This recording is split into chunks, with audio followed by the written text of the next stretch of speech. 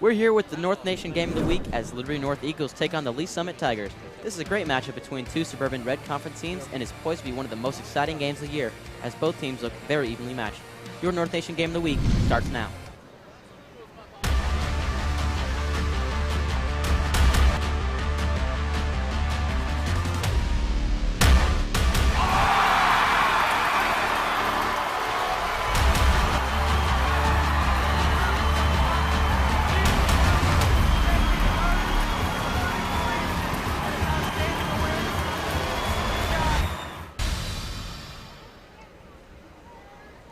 Welcome to Zaxby's Field on this somewhat colder Friday night as we prepare for the first match of the year between the 3-4 Liberty North Eagles and the 4-3 Lee Summit Tigers.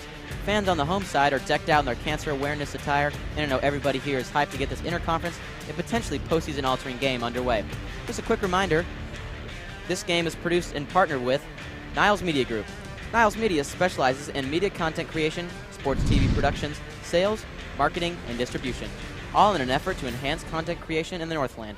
Liberty Public Schools' partnership with Niles Media makes games like the one you're watching today possible and prepares students for their partners in excellence in sports production. Niles Media Group, excellence today, innovation tomorrow, and exceptional service always. We'd also like to thank tonight's sponsor, Hawthorne Bank. Hawthorne Bank has been serving the Liberty and Northland area for over 150 years and specializes in personal finances, small business loans, corporate banking, and overall providing great banking service to their 24 locations in over 15 Missouri communities. Hawthorne Bank is a proud sponsor of the North Nation Sports Network and the Liberty Public School District. Hawthorne Bank, with you every step. What's up, guys? I'm Cole Masters alongside Trady Garmo, and we're both really excited to be here with you guys tonight. That's right, Cole. We are here to call this exciting interconference matchup between the 3-4 Eagles and the 4-3 Tigers. This is a big game for Liberty North as they are currently sitting in 7th place, and Lee Summit is sitting in 5th place. And in the postseason seeding for Liberty North, if they can win here, could potentially give them a much better seed and a better chance of winning in the postseason. And this is actually the first ever matchup between the Eagles and Tigers on the varsity level, since this is the first year the Eagles have competed at 6A. They are hoping to get to 500, and as for the Tigers, they are hoping to improve to a 5-3 record and 3-1 in the conference. Now let's take a little bit of an in-depth look on the home team, Liberty North Eagles. The Eagles have had an up-and-down season thus far, hosting a 3-4 record, but that record could easily be 6-1, as they have suffered some heartbreaking losses against the likes of Staley, Blue Springs, and Park Hill. Leading the way for the Eagles, junior running back Keyshawn Turner and junior quarterback Jake Van Dyne. Turner has led the team in rushing the last 2 years, including 617 yards off 132 carries this year, which comes out to an impressive 4.7 yards per carry. As for Jake Van Dyne, he has been getting some playing time on and off the field since his freshman year, but this year he's finally secured his place as starting quarterback. Van Dyne has passed for 1,258 yards on 148 attempts thus far in the season. He's also tossed 11 TDs and only 5 picks this far this year. Now moving on to the away team, the Lee Summit Tigers. The Tigers boast a flipped record from the Eagles as they are 4-3. The Tigers have had a very similar season to the Eagles thus far, as they have had very close games to Blue Springs and Staley, losing both games by 1 possession. The difference in the two teams' records being that Lee Summit was able to come out with a win against Park Hill. And one of the biggest storylines this year for the Tigers is how they have played down to their competition. While they have played close or even beaten formidable opponents such as Staley and Park Hill, they've also only beaten Park Hill South, Belton, and St. Joe Central, who have a combined record of just 5-18 by 14 points or less. And when you look back at all those games, the Tigers have only played 1 game decided by more than 2 possessions. And with them taking on this Eagles team who looks to be very evenly matched to them, this game is stacking up to be an instant classic. Now let's take a look at this sponsored video.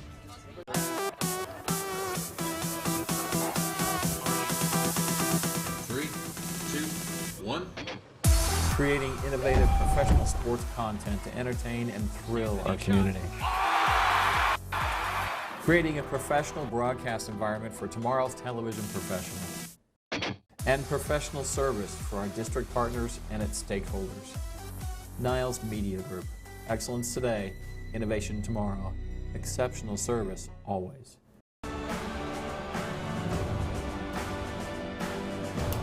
The foundation helped me. The foundation helped me. The foundation helped me. The foundation helped me. The foundation helped me. The foundation helped me. The foundation helped me.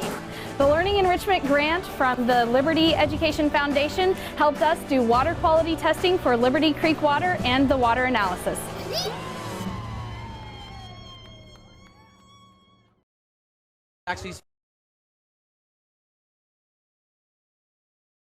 Yeah, we have a chilly Friday afternoon tonight, but we are very excited to call this game. I don't think I've been this excited since the Liberty game. No. Very big game this week. Yeah, it is senior night and is as well as Fight All Cancer Night. So you see all the players up there supporting their color, and that color corresponds, of course, with different cancers, and all these players have someone who's been affected, all the seniors have, and so they're wearing those colors just to play in the memory of them. Also, the student section, you'll be seeing them wearing different colors too. So it is not really focused on breast cancer as it is Breast Cancer Awareness Month in October, but more of like all of the colors that represent cancer here. Yeah, absolutely. And cancer is something that affects all of us. Doesn't matter if it is someone close to you or a friend or maybe someone that you know. But always cancer is prevalent throughout everyone. And cancer is something that's affected all of us here at North Nation Media. As Jeff Nold, he's actually one of the guys that helped us from Niles Media Group. His sister actually passed away from breast cancer. Rest in peace to her. Me, I actually lost my cousin to leukemia, and my grandma had breast cancer. Fortunately, she was able to beat that off. And I've lost my great-grandma to breast cancer, and Mitchell, our tech director, has lost his grandma and his mother. Actually, his grandma and his mother are both survivors of a form of cancer, and so it is a great impact on all the people here. And so we really hope that it's just able to be able to fix things like that. Yeah, absolutely. And while there is a battle on the football field, the biggest battle is against cancer. And it looks like we are about to get underway as Lee Summit will take the field for the opening kickoff. And a really exciting thing for the Liberty North special teams is kicker number 5, Brady Pohl, had an astounding game last week, kicked a 58-yard field goal, and that is second for the longest field goal in Missouri State history. And that's just something crazy that most NFL kickers can't even kick. Yeah, absolutely. You gotta watch this kid's name, as you'll definitely be seeing him on Saturdays, maybe on Sunday. But when you watch him, the ball really just flies off his foot. It's crazy to watch. Crazy. I can really count on one hand how many times they haven't gotten a touchback this year. That never happens around. Yeah, absolutely. They haven't given up any big returns because the opposing team has not even been able to return it. Yeah, with that big game last week, unfortunately Brady Pohl did miss a 20-yard field goal, and it didn't end up costing the game for the Eagles, but they did end up losing by 2 points. So he is pretty consistent, but unfortunately that did happen to him last week. Yeah, but you can never really blame the kicker. No. Misses happen, but you really can't blame the game on is their inefficiency in the red zone. 2 times they got in there, and we're only able to get 3 points out of those 2 trips. All right, here we go on the kickoff. We're about to start the game here as Brady Pohl sets back to kick. And we're off. Looks like it's going to be, this one's actually going to stay in. Not a touchback, jinxed it. Yeah, we did on that one. But he's just going to run straight through, up the middle. He's getting to the outside. On a big return from big return in the opening kick. And that looks like number 5, Micah Manning, on the return there to about the Liberty North 30, which is not a great start for Liberty North there. Yeah, Micah Manning's a running back and receiver for this team. He has been a big part of this team, and clearly was able to get Lee Summit started out on the right foot as he took that run all the way to about the 28-yard line. So big start for Lee Summit on that play. Yeah, and Lee Summit is taken by the helm by number 15, Darius Pearsall. He's got pretty good stats going in this game. 67 completions and out of 114 attempts, 820 passing yards, and he's got 5 TDs and 3 picks. Yeah, the biggest thing for him, though, is his ability to run the ball. He's carried the ball 47 times for 285 yards so far this season, so definitely watch out for that in this game. Yeah, that was about a 3-yard run there for Lee Summit as I set up second down here.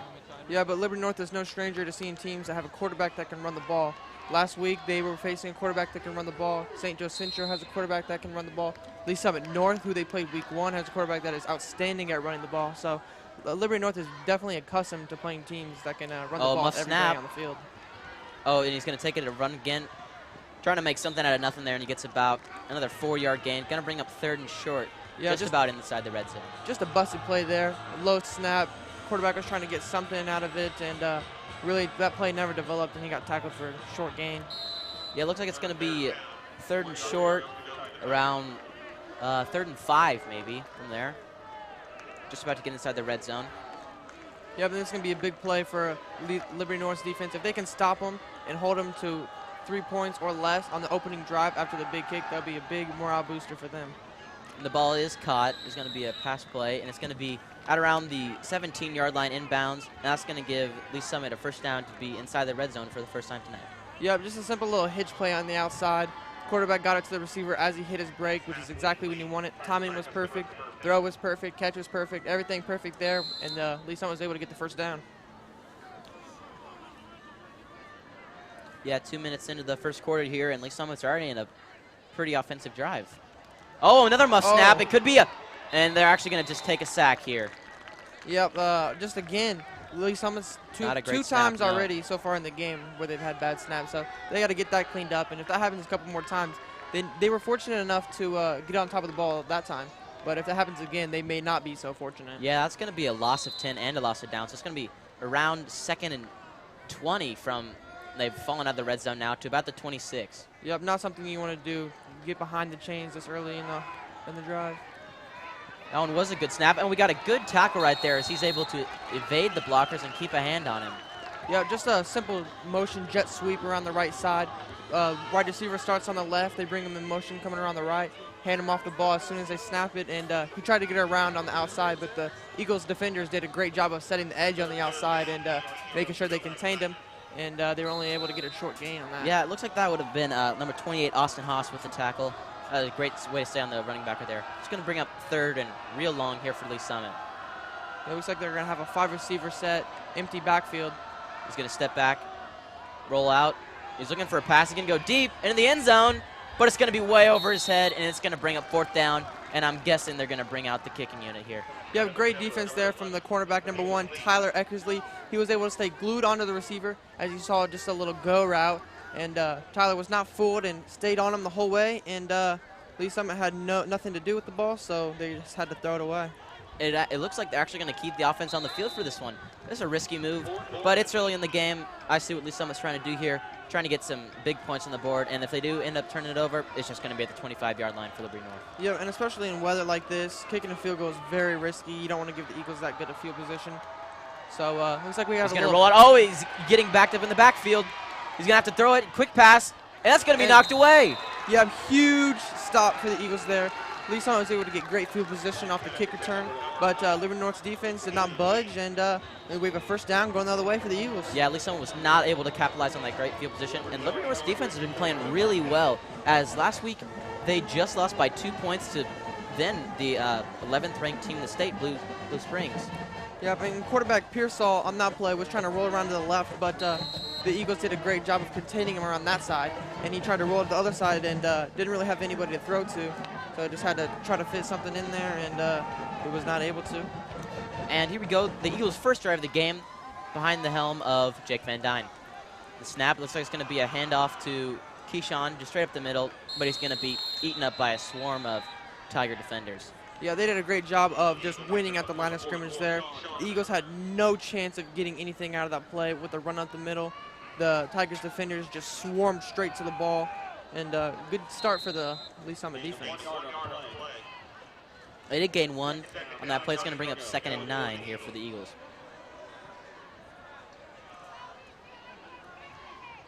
And Keyshawn Turner has been very impressive so far at his tenure at Liberty North. He has had playing time the past 2 years. He actually transferred here last year, and so it's going to be another run. That was a pretty successful run from number 34 Keyshawn Turner there, or number 44. My bad.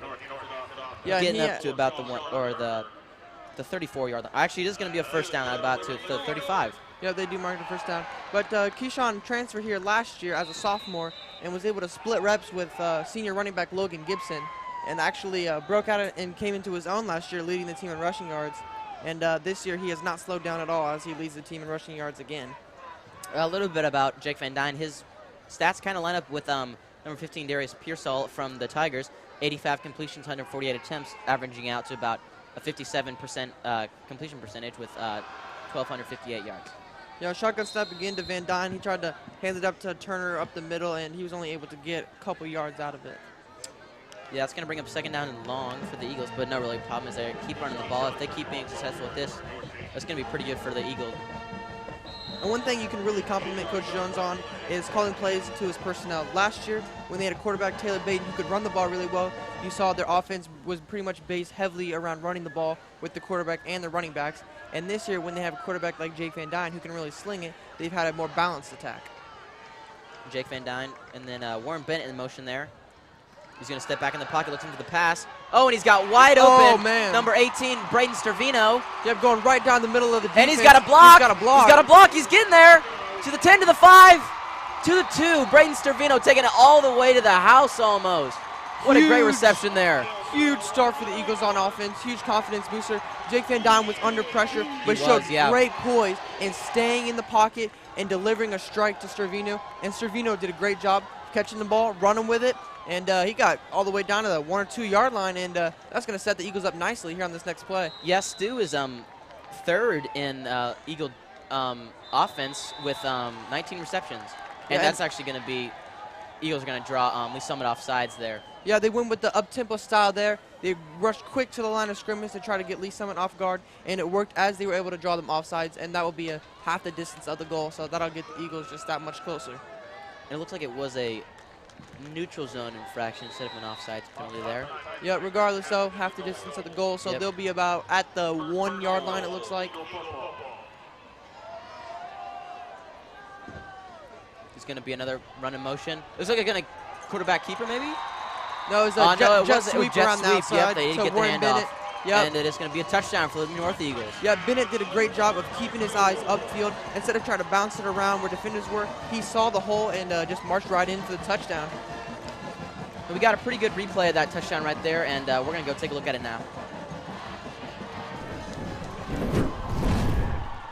There you can see Bennett in motion. This is actually the pass to Stervino. Oh, that was just a pass to Stu there. He gets a really good block right there from number 4. Yeah, great effort from A.J. Wood as he was able to Wood. get a couple of defenders off balance from Lee Summit, and Stu was able to get inside the 3 yard line for the Eagles. And as you saw on the throw there, Jake Van Dyne had 3 or 4 Lee Summit defenders around him, but was still able to deliver an accurate strike to Stervino. Great poise from Van Dyne, great catch and run from Stu. Eagles look very good right there. And after this first score, we're going to go ahead and take a look at our sponsors. Friday night sports. When athletes compete, they give it their all. At Liberty Hospital Sports Medicine, we're staying open Friday nights after the lights to treat the bumps and bruises that are part of the game. In our new location at Liberty Hospital Sports Medicine, orthopedic specialists will be available to evaluate and treat on the spot. So after the lights, remember Liberty Hospital Sports Medicine, connected to you. Hawthorne Bank in Liberty is a proud supporter of the Liberty School District. At Hawthorne Bank, we understand the importance of a strong community and a strong school district. We also understand the importance of a strong financial future for our school district's families and for our local businesses. I'm Melissa Hubble. I'm Mariah Imler. I'm Terry Hayter. I'm Lynn McClure. I'm Nick Richmond, and Hawthorne Bank is proud to support KLPS and the Liberty Public School District. Hawthorne Bank, with you every step. Member FDIC, Equal Housing Lender. And we're back from that commercial break. Unfortunately, we did miss the kickoff there, but it was just another touchback from Brady Poole. Yeah, as to be expected. He's got a huge leg, and no big return there from Lee Summit. We'll see if their offense can get going. They're going to have a long way to drive, but if they're able to get this, that'll be a huge momentum swing in Lee Summit's favor. Yeah, with 6 minutes or around 5 minutes left in the first quarter, a big momentum swing there as Lee Summit started off the game within the 30-yard line and didn't end up getting any points. And then Liberty North just marched down the field, ended up getting 7. This is a pretty big momentum shake for the Eagles. Looks like it's going to be a quarterback keeper for number 15, Darius Pearsall. He actually is one of the leaders of rushing yards for Lee Summit High School, as he's got 47 carries for 285 yards. So I expect a lot of quarterback keepers, or if he's getting pressured in the pocket, expect a rollout and maybe getting a couple yards there. Yeah, and Coach Thomas over at Lee Summit has got to tell his players, we need to do better inside the 30-yard line like that. You cannot get that good of field position and not get any points out of it. Coach Thomas has to be upset with his team. Yeah, it looks like a pass right there to number 6, Jaden Moore of Lee Summit, and it looks like it is going to move the chains for the Tigers as they get their second first down of the night there. Yeah, Jaden Moore that is his 13th catch of the season.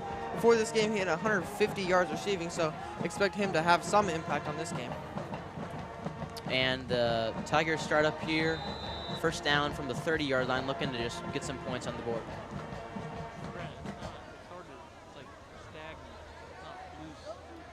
It looks Pearsall like sets up in the Lee shotgun. going to go with a 2-back set and fake around the outside, and Another Pearsall will quarterback keep it keeper. up the middle. Yeah, just as we expected there, or not on that play, but expected during the game. That's about a 7-yard gain from number 15, Darius Pearsall. Yeah, he did a great job of selling the jet sweep around the outside. Lee Summit did that early in this game, so Liberty North was looking at him to do that. And when Pearsall kept it, he ran right up the gut of the defense for a solid gain of about 8 yards.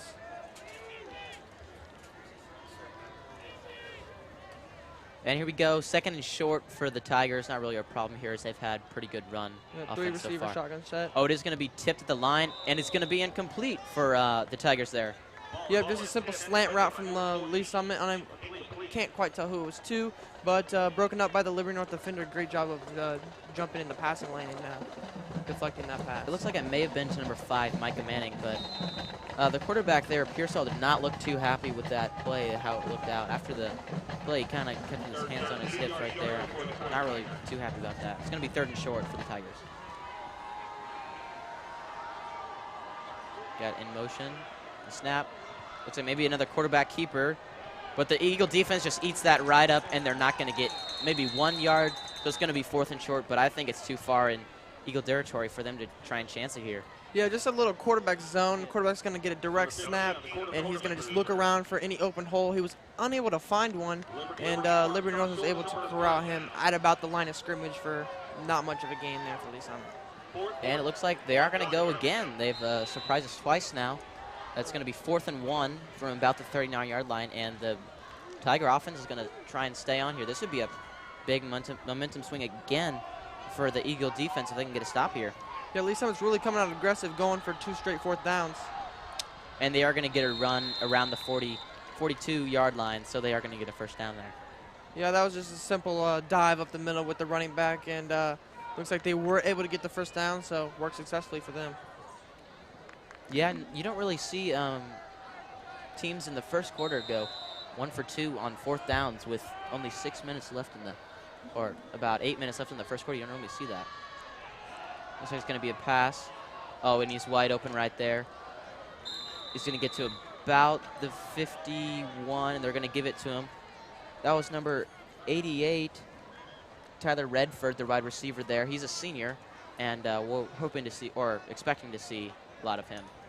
Yeah, Pearsall did a great job of just staying in the pocket and hitting the receiver as he comes off his break for the nice about 11-yard gain, and that'll set up Lee Summit with a first down. And the snap, looks like it's going to be another quarterback keeper. Looks like a read option there, and do about 3 yards. Yeah, just a little option. Quarterback had the option of reading the D end, where if the D end crashed, he could pitch it, or if the D end stayed, he could run up the middle. D end stayed, so the quarterback kept it, and just had a little bit of room to work with on the inside, and got a couple yards on that one. Yeah, it looks like he kind of got a big hit there, right in the pile there. So let's see if that affects him at all here. Yeah, that's something that he's probably used to. He's run the ball quite a bit this year, so I'm sure he's another taking his fair share quarterback of keeper hits. to the outside. Man, he's quick though. Yeah, absolutely, but the Eagles did a great job. That's Nico Pilkey on the tackle. He did a fantastic job of containing him around the outside, not letting him get around him, and was able to push him out of bounds for about a gain of 3 or 4 yards. That'll set it up 3rd down and short for the Lee Summit Tigers. Something around the Liberty area.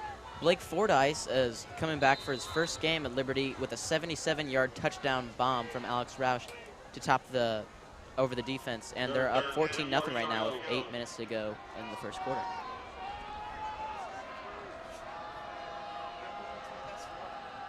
It's going to be another quarterback keeper, and it may be a first down. It's close. Yeah, and it's great to see Blake Fordyce back. He's someone that I actually played youth football with. He's always been a stud, and unfortunately his seasons have been kind of wrecked by injury the past few years, but it's good to see him get back out there. And it looks like they're going to be another yard short, and this is going to be the third, fourth down of the quarter, second of the drive for the Tigers. I would expect to go here. Not close enough to kick a field goal, but too close to kick a punt. So let's see what happens here. Oh, it's just going to be a dive up the middle, and there's no defense. He just went straight up the middle, and they were not expecting that, no. Yeah, fantastic shoestring tackle there from the Eagles. Can't quite tell who it is. But if they had made the tackle there at the end of that play, that would not have turned out good for the Eagles, as he would have marched right into the end zone. And that's another good run from Manning. And that'll set up Lee Summit with a first down and 10 at about the 16-yard line of the Eagles. Second time inside the red zone for the Tigers. Look, a snap is going to be another quarterback keeper. I mean, I expect to see that a lot, but he is forced out of bounds. That's one problem with a designed quarterback sneak there, that there's not going to be many receivers open. So if you're going to take it, you got to be prepared to take it out of bounds. They're just going to lose 2 or 3 yards. Yeah, that's just a simple quarterback bootleg. He's just going to try to keep it and beat the Eagles defenders around the outside, but they did a great job of setting the edge again and pushing him out of bounds for a big loss. Yeah, it's going to end up being 2nd and 17, so that did not work out in the Tiger favor at all. Second time falling out of the red zone. Yeah, and Coach Jones has to be very happy of how his defense has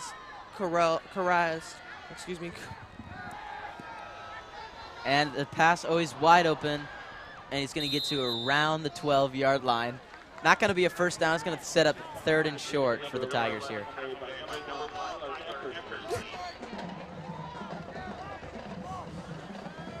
It's going to set up like 3rd and 6 here. I would expect another run play from the Tigers here. That's been pretty impactful for them so far. Yeah, another big down for Lee Summit, and I expect if they don't get this, for them to go for an on 4th down again. The guy in motion again, get a little crunch, and it's going to be another quarterback keeper all the way. That's going to be close. I think maybe the 8-yard line. They're going to be short again.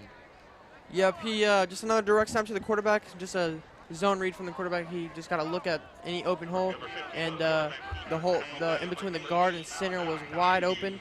You could fit a truck through that hole. Yeah, and he just marched right on through and got about 3 or 4 yards, but not enough for the first down. Yeah, this has been a long drive for the Tigers. This is the 3rd, 4th down of the drive. They've been successful on the other 2. And it's going to be about 4 1/2 yards for the Tigers here. It's going to be another quarterback keeper, but it looks like they're going to eat it up, and it's going to be an Eagle stop. Another turnover on down in the red zone.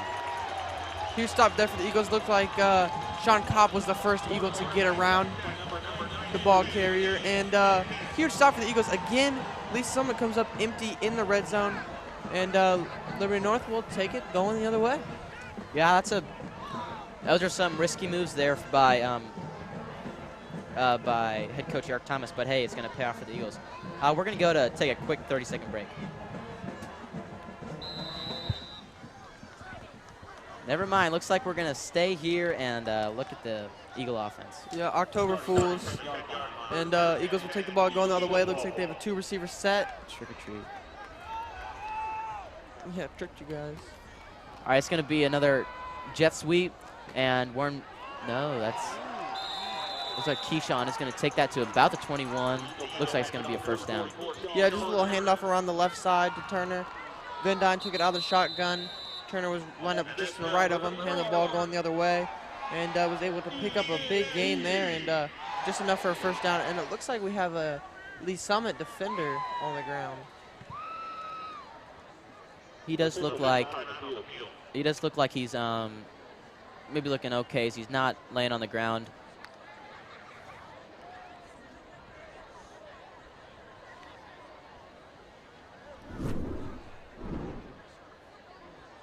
Hawthorne Bank in Liberty is a proud supporter of the Liberty School District. At Hawthorne Bank, we understand the importance of a strong community and a strong school district. We also understand the importance of a strong financial future for our school district's families and for our local businesses. I'm Melissa Hubble. I'm Mariah Imler. I'm Terry Hayter. I'm Lynn McClure. I'm Nick Richmond, and Hawthorne Bank is proud to support KLPS and the Liberty Public School District.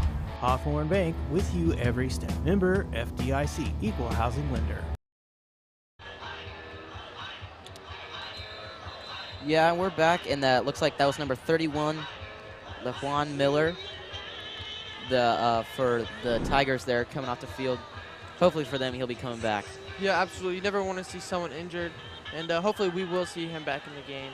It looks like we may, because he was able to walk out on his own way. And we're going to bring up another first down for the Eagles. That's about the spot where they had a pretty good pass there to Stu. Yeah, same play around the other side, and Turner was able to pick up almost as many yards as he did last time. It was about an 8 or 9 yard gain. Yeah, that was a pretty good run by Keyshawn there to get 8 or 9 yards to set up Eagles pretty good here on second down. Yeah, just a simple sweep around the outside, same plays they did before the break, and worked almost as effectively. Yeah, time's winding down here in the first quarter, about 35 seconds left. Looks like it's going to be another handoff to Keyshawn. He gets a good block. He gets around to the 40, 50, gets to the outside. He's got a pretty good block there, and he's going to get to the 40-yard line. Another great run by Keyshawn Turner. Yeah, again, they had 3 receivers on the right, and handed Keyshawn the ball going to the weak side, and he was able to break around the outside to the wide part of the field and just beat the Lee Summit defenders around the outside, and he was able to get about a 30, 40-yard gain on that one, and that will bring up a 1st and 10 for the Eagles. Yeah, with about 14 seconds left here in the first quarter, I wouldn't expect Liberty North to try and get a score in with it before the quarter, as they will receive the ball again like normal after the first or third quarter. But try and keep Lee Summit on their toes here. Looks like we got twins right for the Eagles. And so going to be a screen pass. He's got a good block there. Warren Bennett gets about 7 or 8 on the carry. It looks like Liberty North just ran a simple wide receiver screen. They had the inside receiver just stop and wait for the ball, while the outside receiver, A.J. Wood, goes and blocks his man. So whenever Warren Bennett was able to get the pass, Lee Summit's defender was 10, 15 yards off of him. So he had a lot of room to work with and was able to pick up about 6 yards. And that's going to bring an end to the first quarter. Liberty North 7, Lee Summit nothing.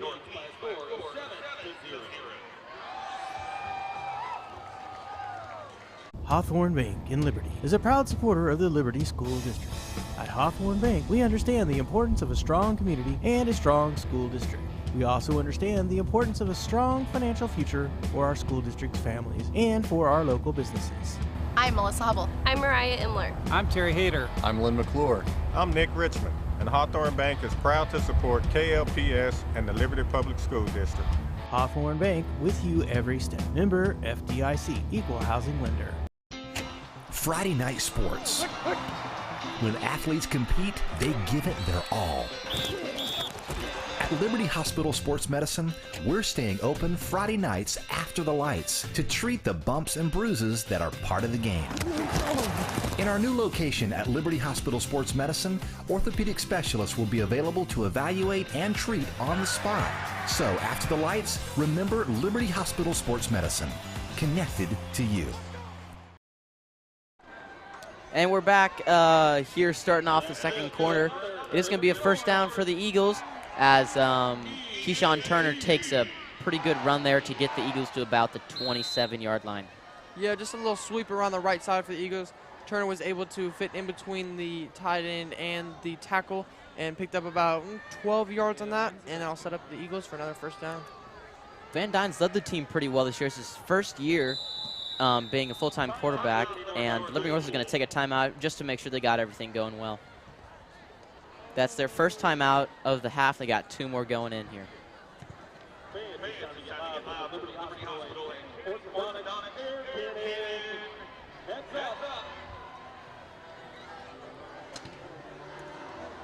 Yeah, Keyshawn Turner has looked like been the star of the Eagles running game as he's a junior, 132 carries going in the game, 617 yards, averaging 4.7 per carry and 88 per game.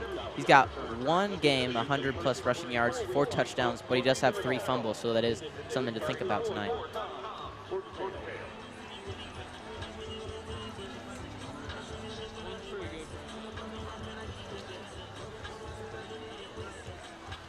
After the quick timeout there by the Eagles, Van Dyne and the Eagle offense set up here to get another potential scoring drive here. It looks like a single back, 2 receiver set for the Eagles, and they'll hand it off to Keyshawn Turner up the middle once again for a gain of about 3 yards.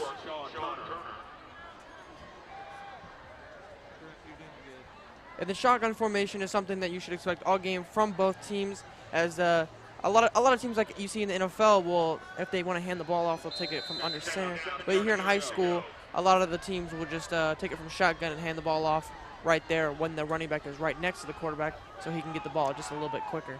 Yeah, that was about a 3-yard gain there, 2nd and 7. It's going to just be a little flip pass.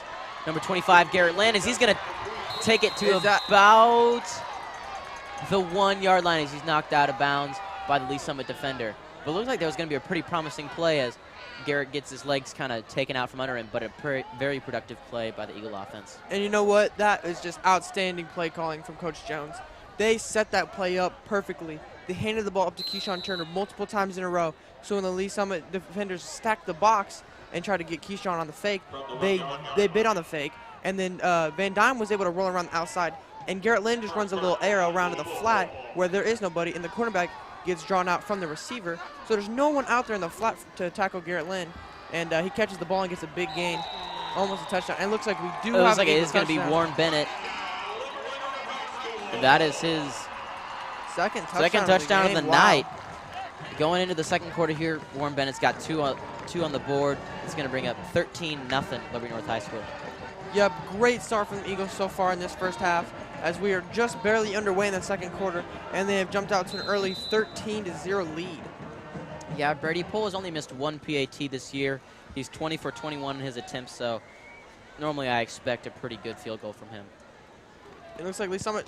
And it's good. And it's going to almost fly out of the track. That's how much of a powerful leg he has. Yeah, crazy. And Lee Summit tried to get a little running start on the field goal block attempt, and it looks like they had a little bit of success as they were able to break through the line just a bit, but not quite able to get to the ball.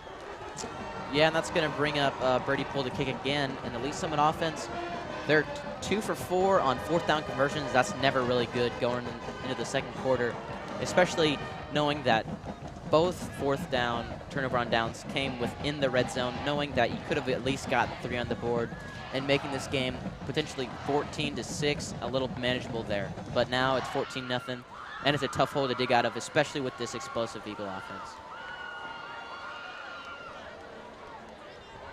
Yeah, absolutely. And I think the bigger problem for Lee Summit so far in the game is that they have not been able to convert on 3rd down. And that has bring up those 4 4th down conversions that they've had to try to get. And that just does not set yourself up well. And Lee Summit has to get better on 3rd down. No, it does not.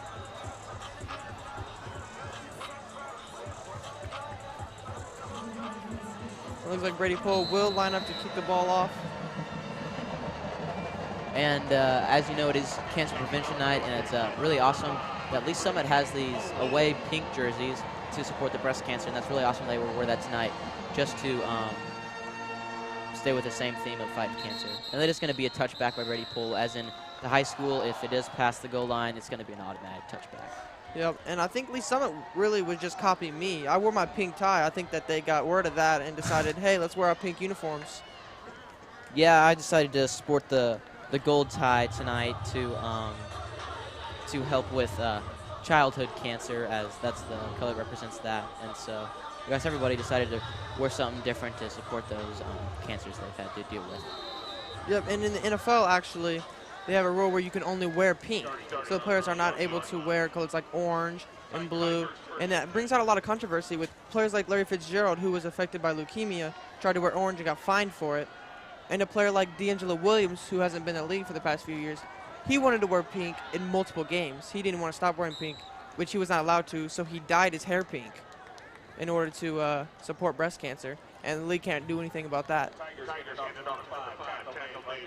Yeah, it looks like it's going to be another handoff to number 5, Micah Manning, and it's going to get about a 4-yard gain there, bringing him up to the 24-yard line for the Tigers. Yeah, Micah Manning is a huge part of his offense. He's one of the leading rushers and one of the leading receivers on this team. And we've seen him active early in this game, and I expect him to be active throughout. Another quarterback keeper as Pearsall tries to get the outside, but it is brought down just about the 32-yard line. by number 19, Diamond Priester. Yep, great tackle from Diamond. And just a little zone read there from the quarterback. He was able to read the defensive end and decided to keep it. Goes around the left side and was able to pick up some good yardage for the first down.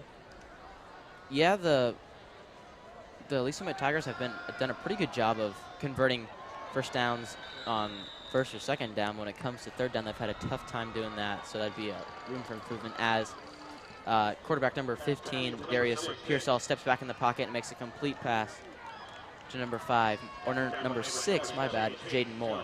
Yeah, and Jaden Moore just running a simple slant on the outside, and the quarterback was kind of threw it a little deeper, and the wide receiver did a great job of adjusting to it to make the catch for the first down.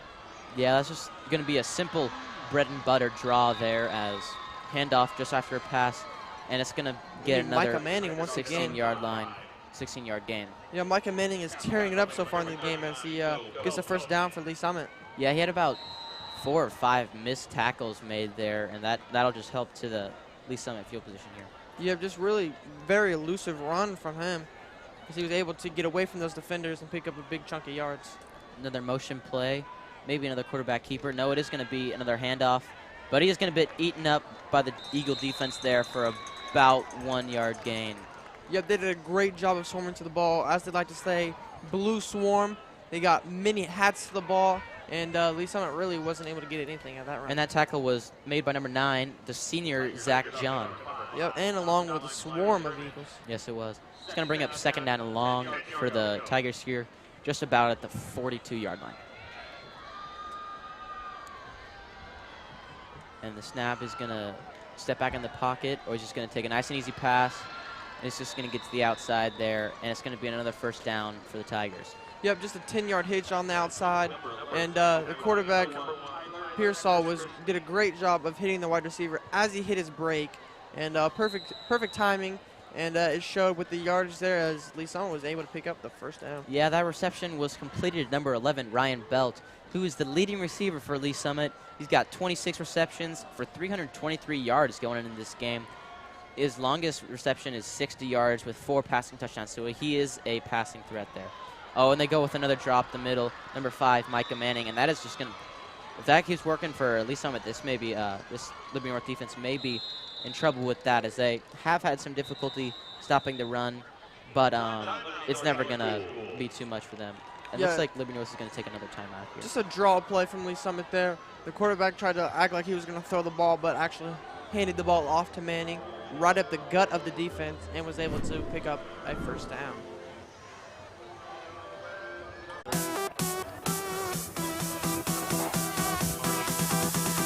Three, two, one. Creating innovative professional sports content to entertain and thrill our community. Creating a professional broadcast environment for tomorrow's television professionals. And professional service for our district partners and its stakeholders. Niles Media Group. Excellence today, innovation tomorrow. Exceptional service always. And we're back here with about 8.5 minutes left in this first half, as Lee Summit has set themselves up pretty good here inside just about inside the red zone, but we've seen so far this game that they have not been able to convert that well. Yeah, so far they are 0 for 2 in the red zone. They need to do better, and hopefully they can get that trend going the other way on this That's drive. a big pass, number 15, but it is just going to sail over his head again, as Pearsall does have a pretty strong arm, but as you can see, he's had 2 deep passes in the end zone that have just gone out of play.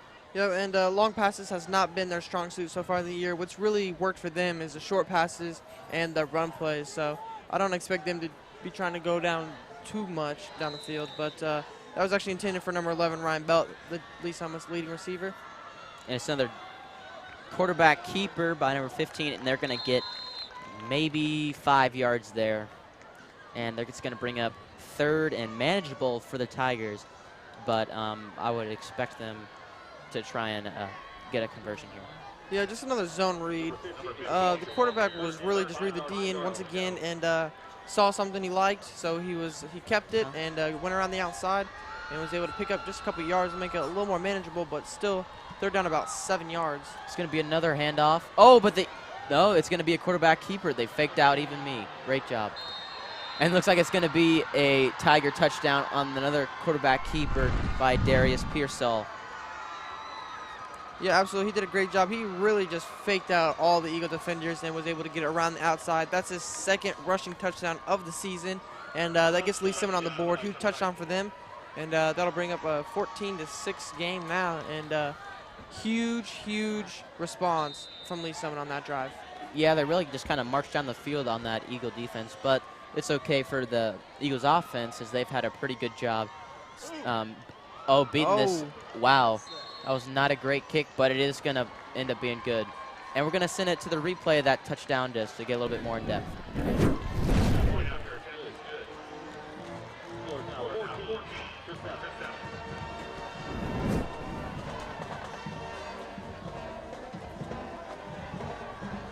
And just to talk about the kick real quick.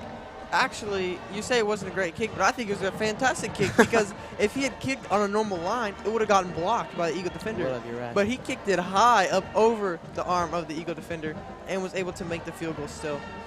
Yeah, number 14, Jacob Mreshik you saw him in warm-ups. He was making pretty close to a 50-yarder, and then when you see him kicking that extra point there, it was just a little bit confusing as he kind of just missed the ball maybe and just kicked it maybe 20 yards. Oh, I think he did it on purpose. I think he knew it. All right. He tried to get a little underneath the ball. And, trying to fake him out a little bit? Regardless, it went in, and that'll make it a 14-7 game. He's been pretty accurate this far. He's 11 or 12 for 15 now on PATs, but he's only had 5 attempts on field goals, and he's only made 2 of them. So as long as it's 44 on the year, so maybe they don't have as strong as a kicking game as they would like. And it looks like we have a little squib kick. And it looks like number 40 will get the ball. That is number 40. Andrew Stevenson, the middle linebacker, the junior, is going to pick up that ball. Not normally going to pick up the ball, but on that squib kick, he's just going to make sure he gets up, get a couple yards, and get down, as we do not want to fumble inside Eagle territory. Yeah. And we are going to take it to a quick break again.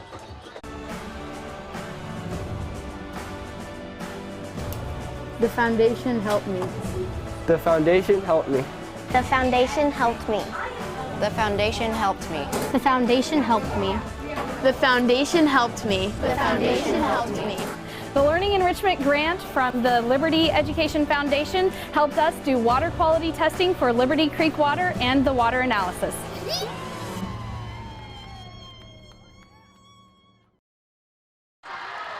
And we are back, and it looks like we just missed a little bit of the start of that play, but it was a fumble, and it looks like it will be taken to the house from Lee Summit. And we're going to wait on a ruling to see what they're going to say. Liberty North is just kind of stay on the field. They're trying to plead their case to the referees. Let's check out our replay just so everyone at home can see this too.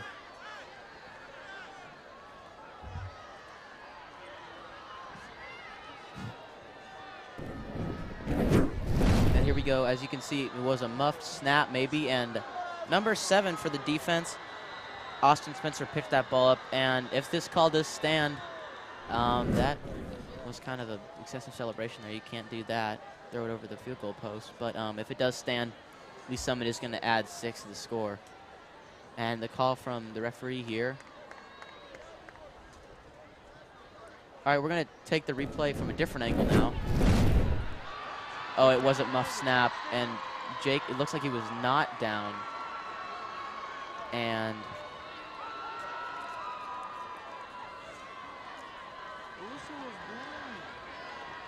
yeah, it did. No, he was not down, and the play is going to stand.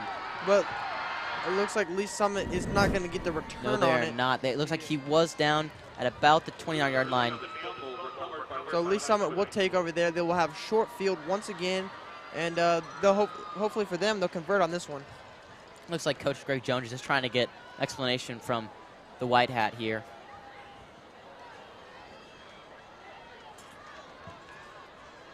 It looks like the quarterback Pearsall was trying to get the play moving, but yeah, referee had a different idea. And coming off that scoring drive from the Tigers, they're getting the ball right back, almost in the red zone here. Number 15, Pearsall, I know, was hyped to get this going as he did score the rushing touchdown. So I would expect another run play here just to keep the defense on their toes. And it's going to be another run by number 5, Micah Manning. He's going to fight through the line there and get about 7 or 8 on that just to get close to a first down there. Yeah, just a simple zone play for Lee Summit. Just picking out a hole that he likes, and Manning was able to rush through it for about a 6 or 7 yard gain. And you know that Liberty North's defense has to be upset with their offense on that one. They literally just came off the field, and the next play they had to come back on and try to stop Lee Summit on a short field. While Jake Van Dyne does have 5 picks, he only had 1 fumble going into that game, and so that does. And another it looks like maybe a fumble. No, maybe they're going to call it incomplete. It looks like they are going to give the reception, but it was recovered by the Tigers, so no really damage done there. Yeah, they're going to rule it a catch and a fumble instead of an incompletion. So Lee Summit will pick up the first down, and that'll give them just a bit closer to a touchdown. Yeah, this is going to be their 4th trip to the red zone for the Tigers, and they've only capitalized the once. So let's see what happens here. This is going to be another run play. And turnovers have been something that Liberty North has struggled with all year, as just 2 weeks ago in Staley, they had 4 turnovers in the first half alone. Yes, they did. So that's something that they have been trying to improve on. Very but frustrating. On that drive, they were not able to show any improvement. Yeah, it looks like 6.5 minutes left, and Micah Manning has had a bunch of carries here for the Tigers. He's going to get a 1 yard gain there, one of his minimal gains of the night. Oh, and it looks like it's going to be another quarterback keeper. Oh, that may be a penalty right there. I don't know if you can do that. So that was just another zone read. He decided to keep it on that one, try to get around the outside, and a very violent stiff arm, sort of. Just kind of try to slap at him, try to throw him to the ground, but obviously that did not work. I think if he would have made contact there, that could have been maybe unnecessary roughness right there. But didn't really do much, as obviously the defense was not really fazed by that. And it's going to bring up 3rd and manageable for the Tigers again. Going to be another handoff to Micah Manning, and he just runs straight through the line. And he's a little guy, but he knows what's up. Micah Manning, the junior, 5'10", 166. But I bet from back in the backfield, he looks just like a train running through that defense. And that will bring up 1st and goal for the Lee Summit Tigers. And so far, they've only converted once in the red zone. But fortunately for them, that was on their last drive, so they're going to try to hope to build off that momentum from the last drive and score again. False start there. There's going to be another run play, but Liberty North defense was expecting that. Only going to get a 1 or 2 yard gain, maybe. So it's going to bring up 2nd and goal, close for the Tigers. Yeah, Liberty North did a great job of just surrounding the ball and stopping the Lee Summit ball carrier for a minimal gain, and that'll bring up 2nd down, about 3 yards to the goal line. I would expect another run play here, as they've been pretty successful on the ground so far, and we don't, especially Lee Summit here, you do not want to see a pick here. And it looks like handoff to number 5, Micah Manning again. And he's just going to be just short. Eagle defense able to stop that one. It's going to be 3rd and goal from about the 1 yard line. Yeah, just another single back set. They had both their receivers on the far ends of the field spread out as far as they could get them, just so that they had a little more room to work with, a little less Eagles defenders in the box. And handed him the ball right up the middle, and he was stopped at about the 1.5 yard line. Wouldn't be surprised if you see a quarterback keeper here. No, it is Micah Manning, and he is going to dive into the end zone. Touchdown, Tigers, bringing the game within 1. And oh, how the turntables have turned. Yes, how the turns have tabled. Thank you, Michael Scott, for that. Yeah, and Liberty North was able to jump out to an early 14-0 lead, but Lee Summit bouncing right back and showing that, hey, we're not going away. And pending an extra point, they're down 1. Yes, let's see. That last kick was not great, so let's see how it goes on this one. Kind of the same kick, but that one was a little bit better, and it's still going to be good. Going to tie up the game, 14-all. 4 minutes, 15 seconds left in this first half. It's going to be an exciting one. Yeah, Cole being a little disrespectful to the kicker. He's 2 for 2 so far. Okay. Yeah, that is going to bring up the Eagles' 3rd drive, and we're actually going to take it to a commercial. Hawthorne Bank in Liberty is a proud supporter of the Liberty School District. At Hawthorne Bank, we understand the importance of a strong community and a strong school district. We also understand the importance of a strong financial future for our school district's families and for our local businesses. I'm Melissa Hubble. I'm Mariah Imler. I'm Terry Hayter. I'm Lynn McClure. I'm Nick Richmond, and Hawthorne Bank is proud to support KLPS and the Liberty Public School District. Hawthorne Bank, with you every step. Member FDIC, Equal Housing Lender. This has been the second kickoff for that the Eagles have going to receive, but here we go, and the Tigers showing up here, about to kick off again for the second time. Yeah, just about a little over 4 minutes left here in the first half. Lee Summit came back after dropping into a 14-0 deficit, but now it's tied the game, and they will kick the ball off to the Eagles for the Eagles' fourth drive. Another squib kick, and looks like they're going to give it to the receiver to pick up at the 20. He's getting the outside, but he's got a bunch of Tiger receivers there, and he's going to get to about the 22. Yeah, that's Warren Bennett. He tried to take it around the right side, try to beat him to the outside, but Lee Summit did a great job of containing him, and then he tried to just run it straight up the middle and was brought down by Lee Summit defender. And that will bring up first down and 10 for the Eagles from their own 24-yard line, it looks like. That's actually a different kicker. The punter, number 14, Jacob Marechek, is the field goal kicker, it looks like, but that kicker was number 99, Troy Huffman. So I guess there must be a story behind there, as they've had 2 squib kicks, so maybe they don't feel very confident in their long kicking game to try and keep the Eagles from scoring. Yeah, or maybe it's just strategy. A touchback would give them the ball at the 25-yard line, and the Eagles took over at about the 22 or 23-yard line. So it actually worked out in Lee Summit's favor.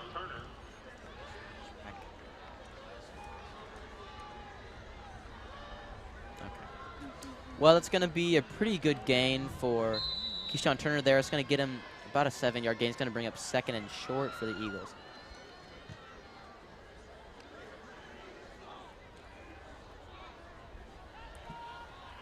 Looks like we're going to have a 2-receiver set for the Eagles.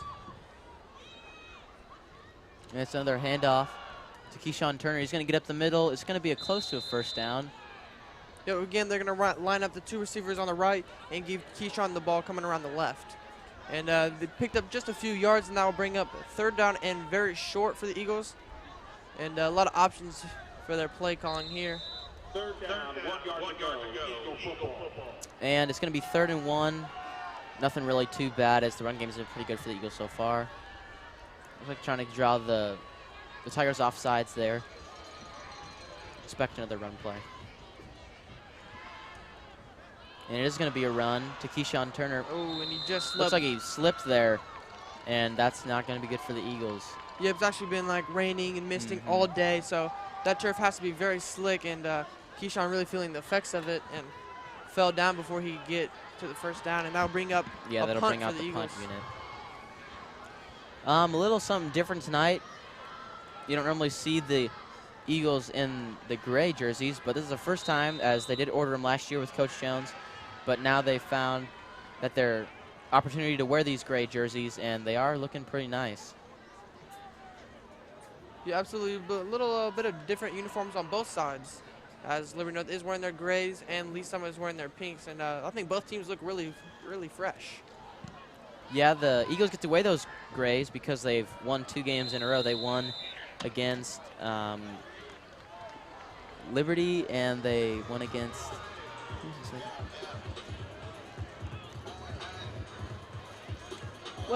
we don't remember. So they're just wearing the grays. St. Joe Central. St. Joe Central, that's who it was. Liberty and St. Joe. We called that game. How do we not remember? Yeah, we did. But, hey, whatever. They look good.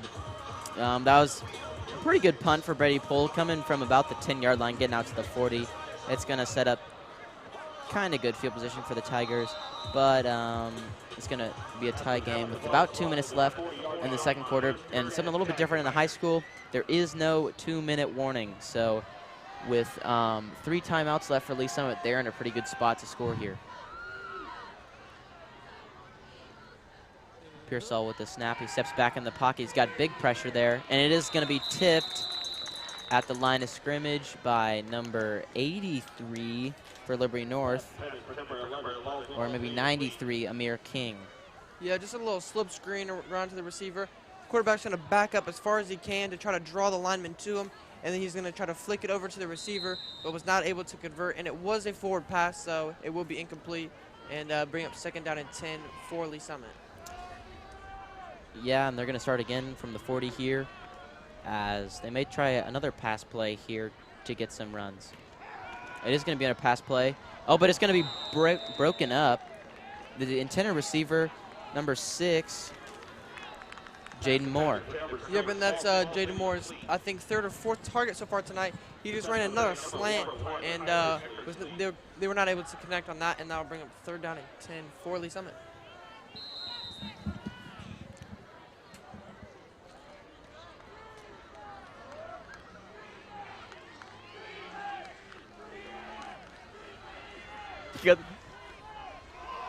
It's going to be messed up play there maybe, but it is going to end up being 4th down and long for the Tigers, and I would expect them to bring out the punt unit here as they do. This is going to be the first punt for the Tigers, yeah, but they have had 2, 3 and a half. Another messy snap in this game. I mean, on both sides we've seen butchered snaps, but for Liberty North it actually did cost them the ball and 7 points. At least they have been lucky enough to not turn the ball over off it, but they keep doing it. Their luck may change. Yeah, it's been a pretty good game so far. There's only been 1 turnover with the fumble leading to the touchdown for Lee Summit. That's all it's been. And a great punt from Lee Summit. Not much hang time on it, so it will be returnable. And looks like a little hesitation. Oh, that's a big hit. And we're going to get a late hit there maybe. A little bit of a tussle there between number 4, A.J. Wood, ended up taking the return. And it looks like number 7 for Lee Summit, Austin Spencer with the hit. And that's going to be beneficial for the Eagles as they are going to get some extra yards there. Yeah, A.J. Wood did a great job of catching the ball, looking upfield, saw that he had a little bit of space on the right side, tried to shimmy away from a defender. The defender was able to push him out of bounds after a minimal gain. But then at the end of the play, you see number 7 just hitting A.J. Wood after he stepped out of bounds. And that will cost Lee Summit 15 yards. You know that Lee Summit can't be happy about that. No, they cannot. It's going to bring the Eagles almost to about midfield here. That's going to be pretty good field position for the Liberty North offense. Now let's get a look at the white hat here. So they're still discussing it a little bit, maybe just to see if it was ending up being the penalty. Looks like it is going to be face mask, not a late hit or anything like that. And actually, there's going to be 2 penalties. It's going to be 2 penalties, face mask and maybe illegal hit or late hit for Lee Summit. So that is going to bring up 1st down for the Eagles. It is going to bring them right to the 50-yard line as the Eagles start a pretty good field position here. Yep, and they're only allowed to accept one of the penalties. Didn't matter which one they wanted to accept. Would have got them 15 yards. Wow, it's actually taking them a lot. Regardless. That's actually...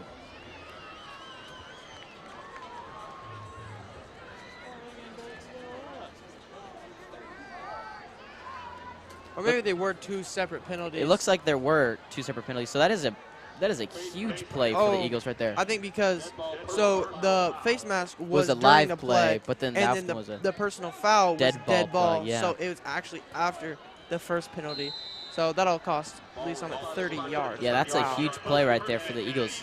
Beneficial for them. Look at Jake's going to step back in the pocket. He's got a bunch of time. He's got a receiver. He's got Warren Bennett. He's got Warren Bennett, and it's a touchdown! Warren Bennett! 3rd on the night, Warren Bennett, number 14. And it's going to bring the Eagles a 20-14 lead. And that's what you call the hat trick for Warren Bennett. 3rd touchdown of the night. 2 rushing, gets that one through the air. And wow, what a game he is having. Yeah, just the first play from scrimmage of the drive there for Jake Van Dyne as he stepped back in the pocket. And he was just able to see Warren Bennett there. And just a nice little flick of the wrist, and it's going to be a touchdown for the Eagles. Yeah, and Warren Bennett was just going to run a simple China route. He's going to run to the other pylon from where he lined up. And, yeah, perfect pitch and catch there after he got wide open. And that'll be 6 points for the Eagles. And Brady Poole sets up here again. Another promising PAT for him. And it's going to be good again for the Eagles. And, oh, no good.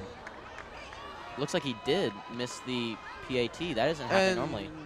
The Eagles are confused. They think it went in. Maybe something happened in there. Yeah, it looked like they were putting their arms up, kind of confused as to how that didn't get called good.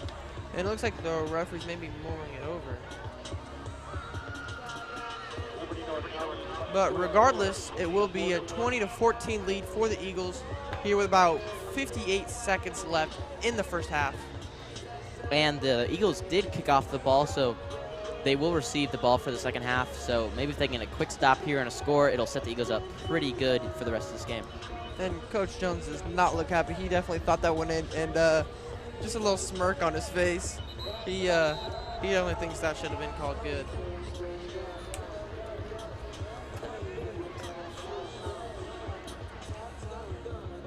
And it's going to bring out the kicking unit again for Liberty North, as they've had a couple of kickoffs so far. And Brady Pohl's been pretty good about making sure that they cannot return the ball here.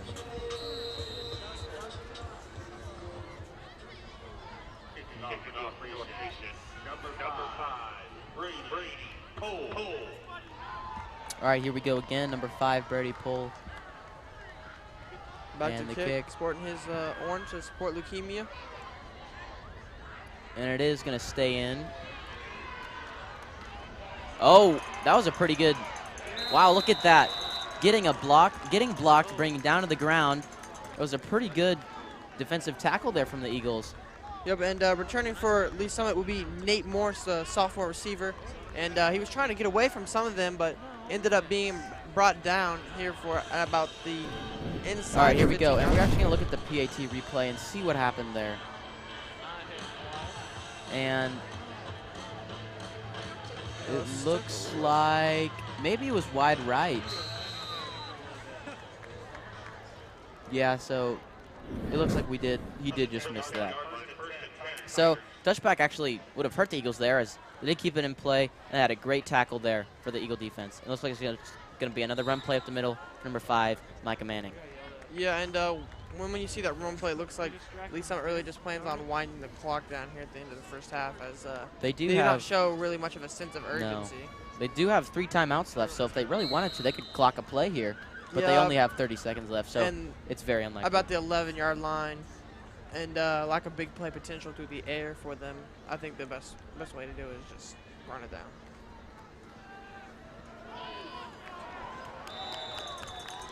And that pass will be tipped and incomplete, and that will bring up 3rd down and 10 yards for Lee Summit. Yeah, and it's going to be about 16 seconds left in the half, so we're going to see how that goes.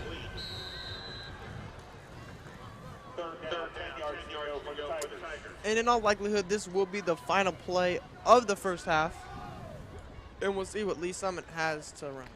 And they're going to run the play again. Oh, we got to get a tackle here, and that's going to bring up 1st down. They're going to move the chains there, but get to about the 24-yard line with about 10 seconds left. We'll see if that clock is accurate with the game clock. Yes, it is, so it's about 10 seconds left. And Lee Summit may try to put something together here, maybe a Hail Mary possibility. Yeah, and just to clarify, the clock does stop after a 1st down inside 2 minutes. So it did stop briefly until the chains got set. Yes, that's going to be a pass play, and it is going to end the half. Liberty North winning 20-14, and we're going to send it to a little break. At the end of the first half, Liberty North leads Summit by a score of 20.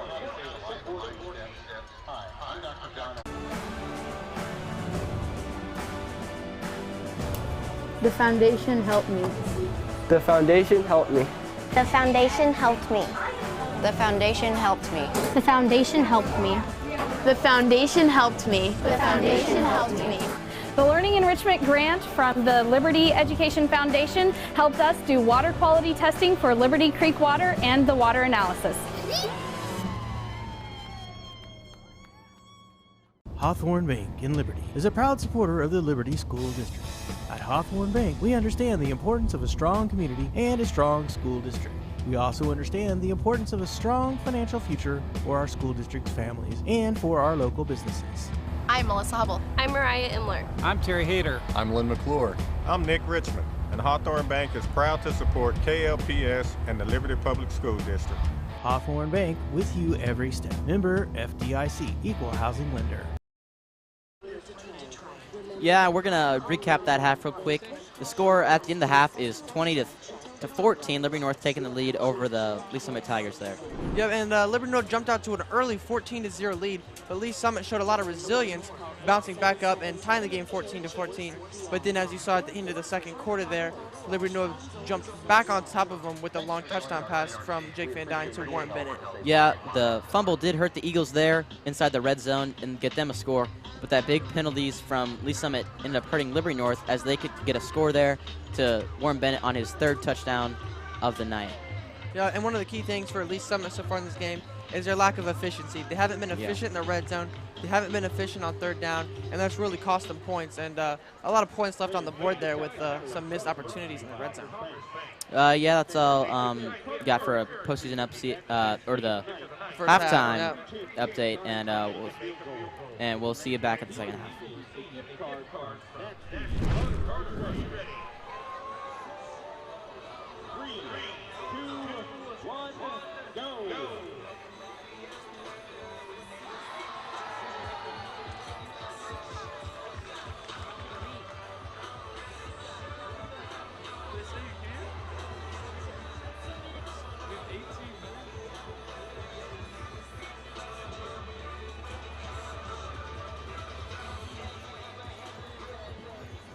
Congratulations, Carter. You won a Jack gift card. Eagle fans, please put your hands together and welcome your 2018-2019 Golden Girls.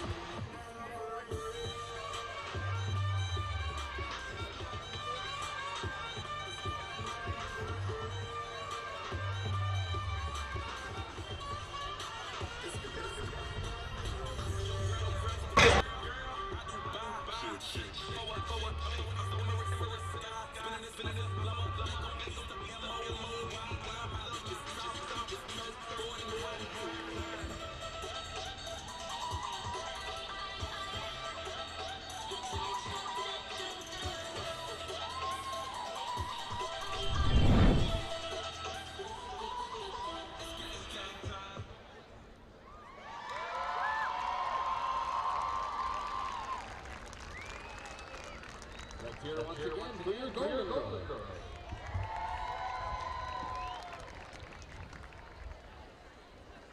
Ladies and gentlemen, let's give a warm welcome to your Liberty North Screaming Eagle Marching Band. The group is under the direction of drum major Super Smith, Abby Reinhardt, and Jackson Pratt. The band directors are Shane Fuller, Justin Dawn, Michael Drake, and Kelsey Gardner, with drumline instructor James Harris, and color guard coaches Amy Hall and Stephanie Spurgeon. This evening, the band will present their complete 2008 show Outside the Box. Music is written by Johann Sebastian Bach, and selections and cellos number 1, Gaze Joy of Desiring, and Toccata and Fugue in minor. The featured performers tonight are seniors Delaney Seymour, Olivia Garcia, Mitchell Sin, and Claire Buckner. Drum bass. Is your band ready?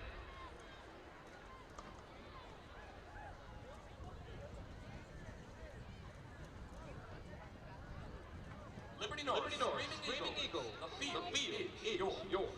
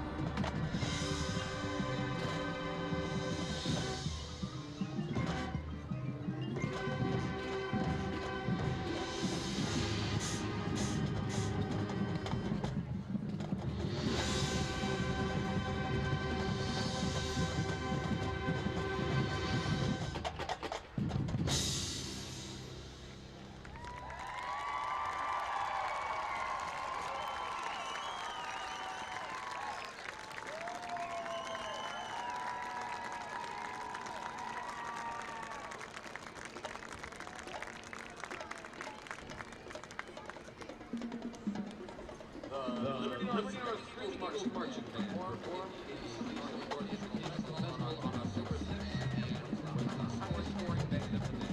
The group beat the Farmville Marching Band on October 20th. Liberty North was recognized as top marching programs in Missouri. Monting band performed at the 2008 education convention on January 25th. Over 200 groups, each presented with stitches on.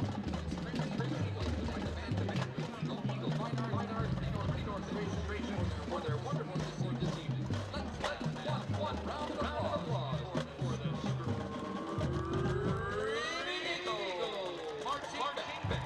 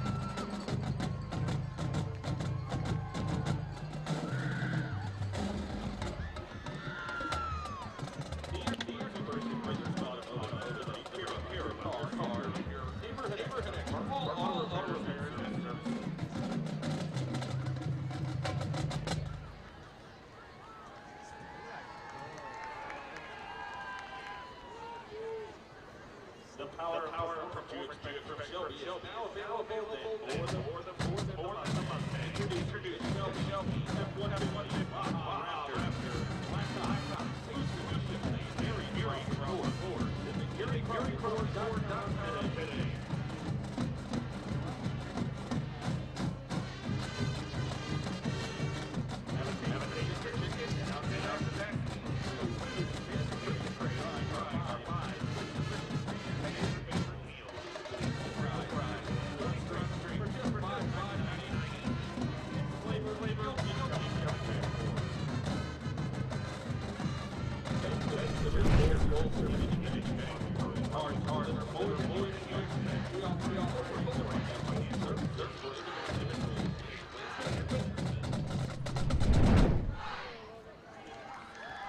All right, I'm here with Coach Rockers, and we're going to ask him just a little bit about the game tonight.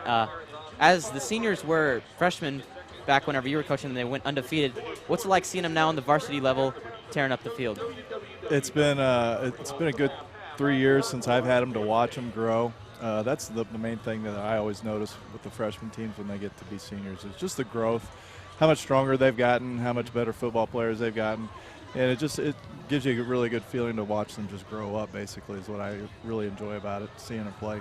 Yeah, all right. Well, thanks for the interview. We'll let you get back to it. All right, thank you. All right, yep.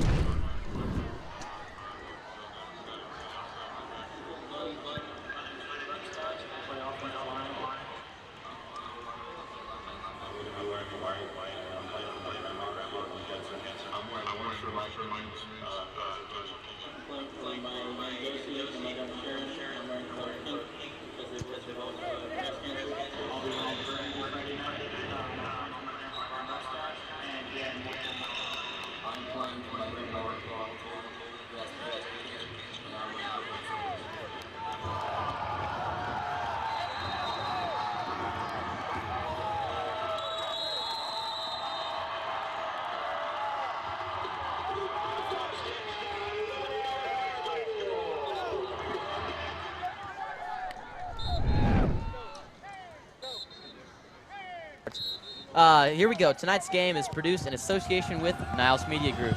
Niles Media specializes in media content creation, sports TV productions, sales, marketing, and distribution, all in an effort to enhance content creation in the Northland. Liberty Public Schools' partnerships with Niles Media makes games like the one you're watching today possible and prepares students and their partners for excellence in sports production. Niles Media Group, excellence today, innovation for tomorrow, and exceptional service always. Crowley Furniture is a proud supporter of today's North Nation Sports Network broadcast. Appreciate your support and make sure to visit their showroom in Liberty. And here we go. We're going to thank the PTA. Parents of the PTA at Liberty North is the Eagles Club. Get involved with your kids' education today at North Nation with the Eagle Club.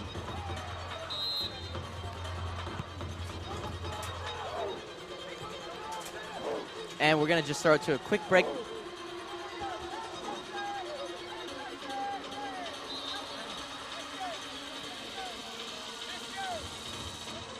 Hawthorne Bank in Liberty is a proud supporter of the Liberty School District. At Hawthorne Bank, we understand the importance of a strong community and a strong school district. We also understand the importance of a strong financial future for our school district's families and for our local businesses. I'm Melissa Hubble. I'm Mariah Imler. I'm Terry Hayter. I'm Lynn McClure. I'm Nick Richmond, and Hawthorne Bank is proud to support KLPS and the Liberty Public School District. Hawthorne Bank, with you every step. Member FDIC, Equal Housing Lender. Friday night sports. When athletes compete, they give it their all. At Liberty Hospital Sports Medicine, we're staying open Friday nights after the lights to treat the bumps and bruises that are part of the game. In our new location at Liberty Hospital Sports Medicine, orthopedic specialists will be available to evaluate and treat on the spot. So after the lights, remember Liberty Hospital Sports Medicine, connected to you. Start of the second half for the Liberty North offense. They're going to receive the ball here from the Lee Summit Tigers. Yep, and Liberty North was able to jump out to a lead at the end of the first half as they currently lead 20-14. And some big players at the half were for Lee Summit, their quarterback, Persall, who actually had a couple of rushing touchdowns and was really the only person that's been on the board for Lee Summit. And also the running back, Micah Manning, he's been their leading rusher so far in this game, and he has really been a workhorse for them throughout this contest. Yeah, and it's been all Warren Bennett for the Liberty North offense.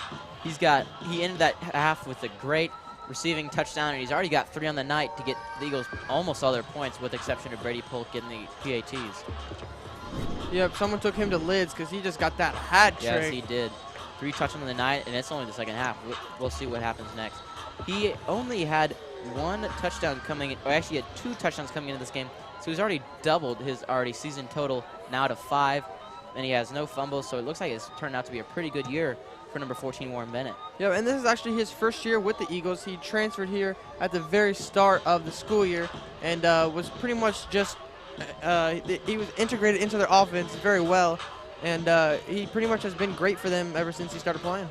Yeah, we're going to talk a little bit about Darius Pearsall, the quarterback for Lee Summit. He's a junior, 6'2", 180 pounds, and his stat line is he's got about 47, or he's got 67 completions for 114 attempts, 828 yards, and he's got about a 58% completion percentage. He's got 12.4 per completion and 118 yards per game. With that passing touchdown, actually he hasn't had a passing touchdown, so he's at 6 touchdowns and he's got 3 picks. So he's looking pretty good for the Lee Summit Tigers. And now a little bit about Malachi Hughes, the Liberty North key defensive player. He's had a really good season so far, leading the Eagles in tackles, and he's been just a great great defensive presence being a senior. Yeah, he actually leads the Eagles in tackles and sacks so far this season. And he showed a lot of versatility for Liberty North, as the past few years he's actually played D-line for them. And here in his senior year, he got asked to move to linebacker. And right now he's their middle linebacker and the anchor of their defense. So I don't really know what they would do without him. And now on to key player on the offense for Liberty North is junior quarterback Jake Van Dyne. Van Dyne is 6'2", 205 pounds. He's had a great season so far. He's completed 135 of his 254 pass attempts. and he averages 156.8 yards per game. That is absolutely crazy. And he has 12 passing touchdowns on the season, including today. So expect those players who had a big impact on the first half. We definitely expect them to have a big impact here as we go into the second half. And it looks like Lee Summit will be kicking off. Eagles set to receive. And let's get this second half underway. I'm very excited. I know Cole is as well. And let's get this show on the road. Let's get this second half started off well. Maybe a good return here. Looks like they're Another going to stick to squib. the squib kick tactic here by the Tigers, and it's not been working out too well for them as they have gotten some pretty good returns. Yeah, and that was number 40, Andrew Stevenson, once again, and he was able to get the ball out to about midfield. So great starting field position for the Eagles here in the second half. Yes, it is. And here we go, starting off for the Eagles offense. Jake Van Dyne leading the offense back out on the field, hoping another scoring drive here to open up the second half. Yep, and they were actually able to get a touchdown on their final drive of the first half. And so let's see if they can continue that momentum here in the second half and score on their first possession in the second half. Yeah, and the snap, and it looks like it's just going to be another handoff to Keyshawn Turner. He evades a tackle there, but ends up bringing down maybe for a 1-yard loss. But overall, he did avoid that 4-yard loss and ended up being almost a productive play for Liberty North offense. Yeah, he did all he could just to try to get back to the line of scrimmage. He was not actually able to, but he did shed a Lee Summit defender behind the line of scrimmage and then lowered his shoulder to try to get back to the line of scrimmage and came up about 1 yard short of the original line of scrimmage. Yeah, and that'll bring up second down about 11 yards for the Eagles.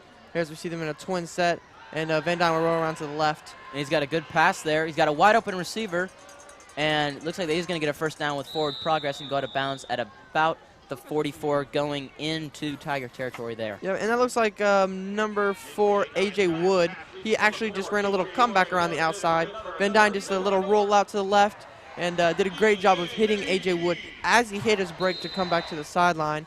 And nice pitch and catch from the two there, and they were able to pick up the first down and move into Tiger territory. Yeah, that is going to move the chains for the Eagles as they come in here going into Tiger territory, hoping to score this touchdown to put this game to a 2-possession game. Yep, and the only possession so far in the game that Liberty North hasn't scored on was that one where they fumbled the ball on the first play. So Liberty North's really just been having their way with Lee Summit so far. Yeah, and that was another pretty good run by Keyshawn Turner. Got about 9 yards on that one. Going to bring up second and short. Oh, it looks like there's a penalty on the – there's a penalty flag. And it is going to be a personal foul call on the defense. So it's going to move the chains automatically, and it's going to give the Eagles a first down. And it looks like it's going to bring them all the way out to about the 25 maybe. A little bit farther than that. Yeah, that'll be 23. 15-yard penalty added to the end of the play and an automatic first down. That'll set the Eagles up very nicely here as they approach the red zone. And a lot of options here for Coach Jones. They've been very efficient in the red zone thus far today. And we'll see what they call up here as we have 2 receivers on the right, single back formation. Yeah, the Eagles have been able to capitalize pretty well in the red zone this season, getting a bunch of touchdowns and having confidence in their kicker, Brady Pohl. And looks like there's, on the incompletion, there's going to be a flag, maybe a hold there on Liberty North, or it could be another late hit for the Tigers. Yeah, and it looked like I saw a couple of players on the ground at the end. It looked like number 74, Tevin Gentry, and a Lee Summit player. It looked like maybe Gentry hit a Lee Summit player late. And all those yards that Liberty North just gained from the personal foul will be taken right back. Yeah, it looks like it was going to be a hold on the Eagles offense as we first saw. And it's going to replay first down, but it is going to set the Eagles offense all the way back to a 1st and 20 try here. Yeah, and that is just brutal for the Eagles. I mean, they still have 4 downs, but I mean, to be that far behind the chains. Actually, it's going to bring up around 1st and 25 because it is a spot foul, and it did happen behind the line of scrimmage. So it's going to bring up like around. Is it second down? No, it's got to be first down. I would definitely expect some kind of just get the ball to your player in space, like a sweep or a screen. And it looks like it will be a sweep, and it is just snubbed out by the Tigers for another big loss for the Eagles. And that is going to be brought up just a little bit from forward progress, actually a lot bit. And they'll go back to almost the original line of scrimmage. So after Keyshawn was driven way back by Lee Summit, they were able to bring it up a little bit. And here's a little replay, as you can see. And actually, we're going to go back to the field here. Yeah, very as we're having interesting a replay. little bit of difficulty with the replay here, but it's okay. We'll figure it out and get right back to you. And it is going to be second down. We were right. It was first down there, but they did lose a couple yards. Actually going to bring it back to the original line of scrimmage with forward progress. I'd expect a pass here, get maybe a quick slant just to get the ball up there. And it is going to be a quick pass, and defender fell over there, got slipped, and he's going to be a catch all the way out to the 32. So it's going to be a pretty good gain for the Eagles, bringing them in third and manageable. Yeah, that's Braden Stravino just running what the Eagles call a stick route. He runs about 7 yards, and sticks comes back to about 5 yards. And Van Dyne tries to hit him as soon as he breaks for coming back to the 5. And he hit him right as he got there, and that'll be a big play for the Eagles, bring up third down, and a little more manageable, but still a long ways to go. Yeah, it was my bad. I was looking at the first marker there, not the last one. So it is going to be third and long. Oh, but it is going to be a catch there, and he maybe get the first down here. It's going to be close. He caught that ball, but he got attacked by the defender there. Number 44, Keyshawn Turner with the catch there, and it looks like they might it's mark going to him be close. Just a little short, it looks like. Keyshawn's signaling for a first down, yeah, so he believes it's first down. They may bring out the chains here. Turner did a great job of trying to fight for that first down on that long pass play. Yeah, he does look, it appears that they have marked him short, so that'll bring up fourth down and very short for the Eagles. Looks like they will go under center, a stacked formation. Yeah, and as Keyshawn being a running back, he's normally pretty good yards after contact, so with that catch, you normally got a pretty good chance. And the quarterback sneak by Jake Van Dyne, kind of expected there, as he's only 1 yard away. As he is a pretty big kid, he's got a pretty good chance getting to that line, and not only did he get the first down, but he got pretty much a 6-yard run there, and it's going to bring up a first down within the red zone for the Eagles. And I just got word from the grapevine that across-town rivals of Liberty North, their quarterback, Alex Roush, actually just won Homecoming King, as it is their homecoming week. So congratulations to him. He had a big week when the Liberty Blue Jays visited the Liberty North Eagles in that game where the Eagles did come out on top. But he played fantastic, and congratulations to him. And good luck to Liberty in their homecoming game. Yes, it is, and that's going to bring up first and goal, actually, for Liberty North, and another handoff to another 44, Keyshawn Turner, and he's going to get up maybe 2 or 3 yards there to make it second and goal from about the 7-yard line for the Eagles. Yeah, and Liberty is actually winning that game against St. Joe Central, their homecoming game, 38-7, so they actually have a pretty steady lead. And, let's transition back to this game, because that's what we care about. Yeah. It looks like going to be another run, and with the pile pushing, maybe get to about the 6-yard line. And it's going to bring up third and about 6. So this would be a tough decision for Coach Jones here to rather put the ball on the ground or maybe put it in the air, try and get to the end zone here. Yeah, we'll see if the Eagles can convert the trend that they've been scoring while in the red zone in this game. They struggled last week, but they have bounced back this week, and we'll see if they can continue their hot streak in the red zone. Yeah, they're making sure everyone's on the same page here, getting the plays from head coach Greg Jones here, and just to see that, make sure everyone's on the same page so they can get a good scoring drive here for the Eagles. It's about third and goal from the 8 as they set up here. Looks like it is going to be another run play as Keyshawn gets the outside, but he's going to be brought down by a swarm of Tiger defenders, and it's going to be no gain on the play. Yeah, maybe just a loss of a couple yards. Keyshawn tried to bounce it to the outside, but speed is not exactly the strongest facet of his game. He is fast, but not fast enough to outrun the Lee Summit defenders on that play. And that will bring up fourth down and goal from about the 9-yard line. And it does appear that the Eagles will bring out Brady Pohl to kick the field goal. And last week he actually missed a very short field goal while also making a very long field goal. So we'll see what he can do on this one. Yeah, I would say Keyshawn Turner's not really slow, but he is kind of more quick than he is faster as most running backs, as opposed to most running backs, as most running backs are fast and quick. But Keyshawn Turner's got a little bit more. And that is good. He will split the uprights on there. And going back to Keyshawn, he is very quick. He's very quick feet, I think, is his biggest thing. He's really good at making cuts. And he's more of a north and south back, as people would like to say. He's not exactly east to west kind of running back. He doesn't love to try to beat people to the sideline. So he's really good at just running in between the tackles. Yeah, we're going to take a quick 30-second break here.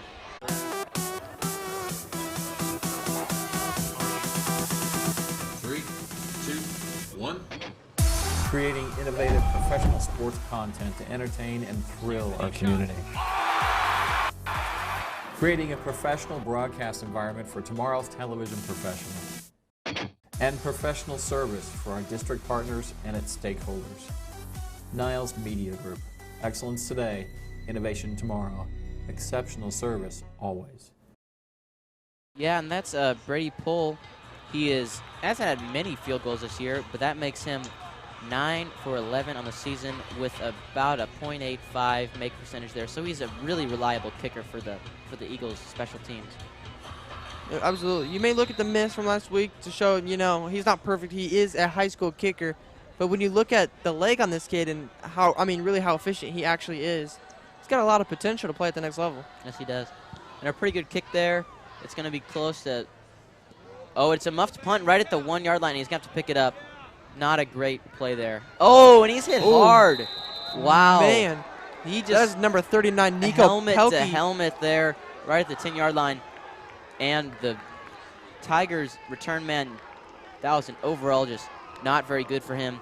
That was number 26. And really, Nico Pelkey doing a great job of getting to the ball where the kick was and just delivering the blow. Oh, my goodness. The Lee Summit returner is going to be feeling that tomorrow. And that will set up Lee Summit with very bad field position here as they take over at about the 11-yard line. A lot of field to work with here. Yeah, that was actually number 25, Nate Morse, with the return there, and ended up getting hit pretty hard. And it is going to be another quarterback keeper as a fake, option read, and Darius Pearsall gets about 2 on the play as the Eagles defense has started to figure out this Tiger offense and how they run the ball. Yeah, just another read option. Pearsall decided to keep it around the left side, and Jimmy Abron coming up with a nice open field tackle on the left side of the play. And he seemed pretty pumped up about it at the end of the play. Rightfully so, he made a nice play. And Lee Summit will line up for the next play. Looks another handoff to Manning, number 5, as he gets to about the 19-yard line. This may be a first down for the Tigers. We'll see how the officials mark it down. Yeah, just a little draw play. You see the receivers lining up pretty far outside and just doing a runoff. Quarterback trying to sell pass just a little bit while also handing the ball up the middle, and just a couple yards there for Lee Summit. Yeah, it's going to be 3rd and short as the Eagles are up 23-14 with about 5 minutes left in this third quarter. And it's going to be close. Ooh, man. I don't know. This could be this all based on the spot. Another run, number 5, and they actually are going to give him the first down on this spot. Yeah, just another handoff to running back Manning, and he was able to just punch through the middle of the field there and get 1 or 2 yards for the first down. Yeah, with the new set of downs here on the 20-yard line, Lee Summit looking to capitalize as they are down in the game by 9 points, so they're really trying to get on the board here and give themselves a chance. And a very nice open field tackle there from Chase Jones as Lee Summit was trying to run the ball around the outside with Micah Manning, and he came up and just filled the lane perfectly, and a pretty nice form tackle there. It's what they call over at Liberty North, call that shoot-'em-up tackling. Yeah, it is. That's going to bring up 2nd and manageable here for the Tigers, about 2nd and 4 or 5, and they got a pretty good chance of bring a first down here. They've been pretty efficient on 2nd and 1st down. When it comes to 3rd and 4th down, they've had a really tough time converting against this Eagle defense. Close to a false start there, but they're going to do another. That was a pitch to the outside. He's just going to get eaten up by a couple Eagle defenders, but it is going to be close to the first down depending on the spot. This one will be close. Yeah, that's just what you call a little quick pitch. The running back will get a little bit of a running start around the outside, and the quarterback will take a step, and just flick it over to the running back as he tries to get around to the outside. And he's only able to pick up a couple yards there on the run. That'll bring up 3rd down and very short. And Lee Summit's really struggled today on 3rd down. They've been a little better on this drive as they compared to last time, but we'll see what they can do here on this 3rd and very short. I'd expect another run, maybe a quarterback keeper, as Darius Pearsall has been pretty good at so far. But it is going to be and he's going to be stopped short. That was a great tackle by the Eagle defense. Yeah, number 40, Andrew Stevenson appeared to be the first one to get there. He really just shot right through the line. He's a linebacker, so he just blitzed on that one. And we're going to go to the replay there. Andrew Stevenson ended up getting the tackle, and helping out was number 96, Sean Kopp there with the tackle, and that is going to stop. The Tigers right there, but they are. Yeah, just nowhere to go for Manning on that one. He had 2 Eagle defenders fill the gaps perfectly, and he got stopped short of the first down. Oh, no. And a big play. And it'll be a foot race to the end zone, but luckily for Liberty North, Oh, they have look at Austin that. Haas, Oh, my and wow. goodness. Wow, that was. That kid can fly. Wow. Great for the Tigers there. It was 4th and 1, their fifth fourth down conversion in the game. And they just ran a play right up the middle. And we're actually going to replay that so we can see that. That is just so. As he just slipped right to the middle there. Austin Haas is just going to come from the opposite side of the field. Oh, my goodness. Look at him go. He's just all going the way over straight here. to him. Yep. And right about the 5, he just, bam, gets him down right there. And that is going to be a really good stop for the Eagle defense. When I saw that, I thought for sure it was going to be a touchdown. But then he just came out of nowhere, and he frazzled me. Yeah, and that's one thing about the Eagles. When we talk about their freshman coach, they teach pursuit drill. And that's something that they'll do in the pursuit drills whenever one gets broken out. But the first thing you got to do is take a pursuit at the end zone to try to stop him. And that's exactly what Austin did. He did, yeah. Stopped him short of the end zone. And that may prove to be detrimental for Lee Summit, as they just assumed they were going to get the touchdown. And they were stopped short. Yeah, great effort play. Another run play there, but a really nice tackle by number 39 linebacker, senior Nico Pelkey there as he went straight for the legs and ended up stopping the Tigers at about the 2-yard line. 2nd and goal here. Big opportunity for Lee Summit to get on the board again. Round in motion. They're going to stay in the shotgun formation, and Darius Pearsall is going to be in for the initial spot. I thought he was stopped behind the line, but then he had that last desperation dive, and it looks like they are going to get in the end zone, making the score 20-23. That's his 2nd rushing touchdown on the day, and we're going to go to the replay of this touchdown. And what you're going to see is 5-back set. They're going to motion over here, and the he's quarterback's just going to take it straight up the middle. As you can see, he just ran right over the Eagle defender and just dove into the end zone for a great effort play and a great touchdown. Another PAT attempt for Lee Summit. And that looked to be no good. Oh, no, but it is going to be good. Yeah. Maybe he just doesn't look. Maybe his kicks just don't look as great because we have such a great kicker, number 5, Brady Poole. So I guess we're just not really seeing that from this. And we're actually going to go to a 30-second break. Friday night sports.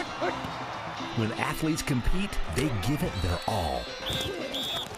At Liberty Hospital Sports Medicine, we're staying open Friday nights after the lights to treat the bumps and bruises that are part of the game.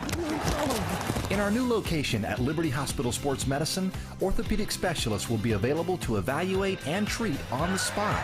So after the lights, remember Liberty Hospital Sports Medicine, connected to you. Yeah.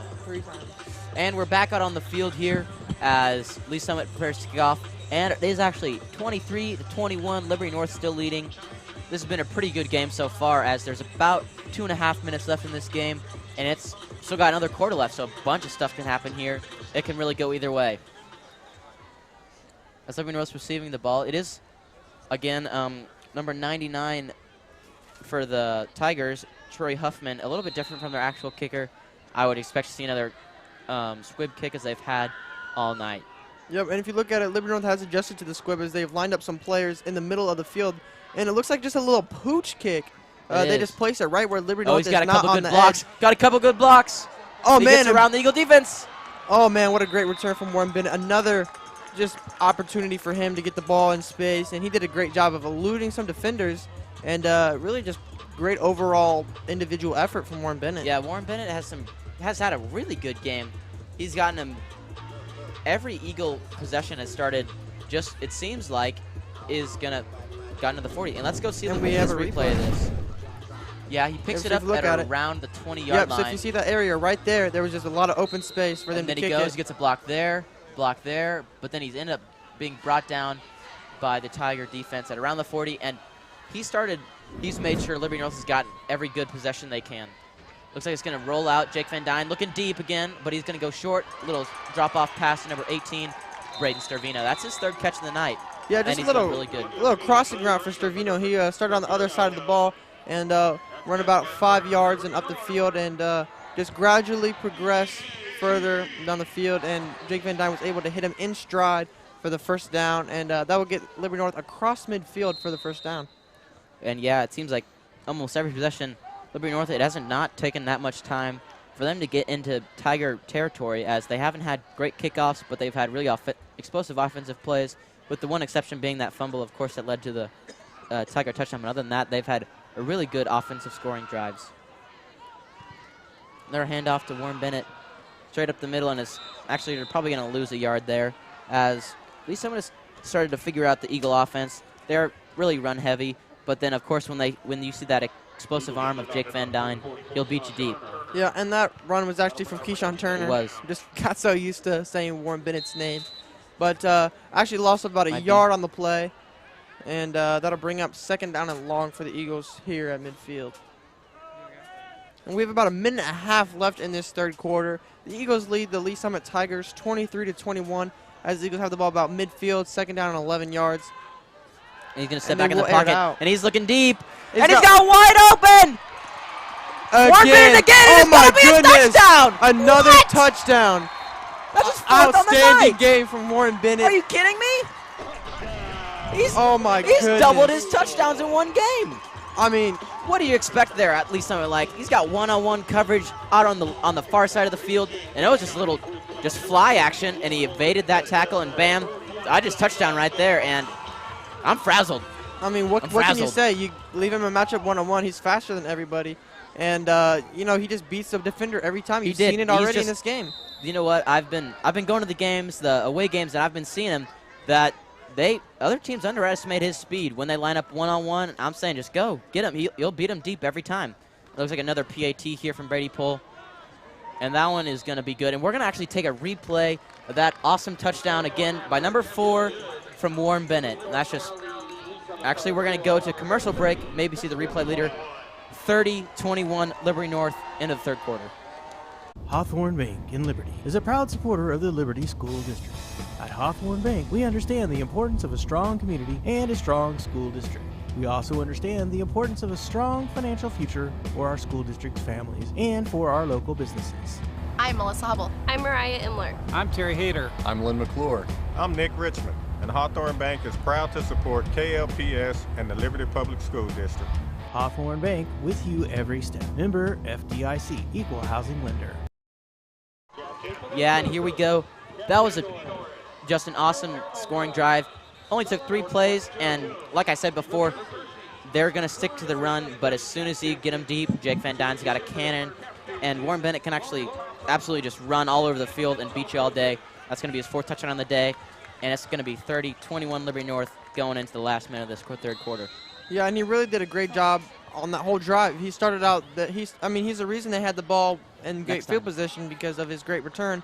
And then when he get him on the little China route around the outside, they were able to hit him, and he was able to elude the defender and end up getting a touchdown. So just great individual efforts from Warren Bennett. Yeah, another reliable touchback there from our Brady Pohl.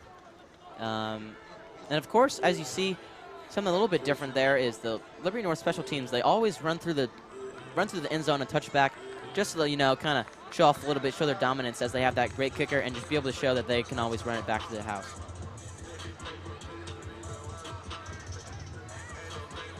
Lee Summit a little, almost, I would say, dumbfounded after that last play by Warren Bennett, as they just tried to put together a scoring drive. They did everything they could, and just 3rd play from scrimmage, they're already back out on the field. I bet Eric Thomas, the head coach, is not very happy about that, but they are within 2 drives still, so the game is really never over with the whole quarter still left. That was a pretty good open field tackle there, as it was just a replay or a nice little route there, and it's just a 1st down. We actually have a replay of the touchdown going here. As you can see, Jake Van Dyne. Yeah, so you see Warren Bennett in motion. He's going to come around the outside outside back on the in sweep. pocket and just boom. And Van Dyne's going to hit him, and you watch here. Right he there. He gets the ball, evades the defender right there, and is just going to go right in for the touchdown. Fantastic play from Warren Bennett. And as you see, just another great thing.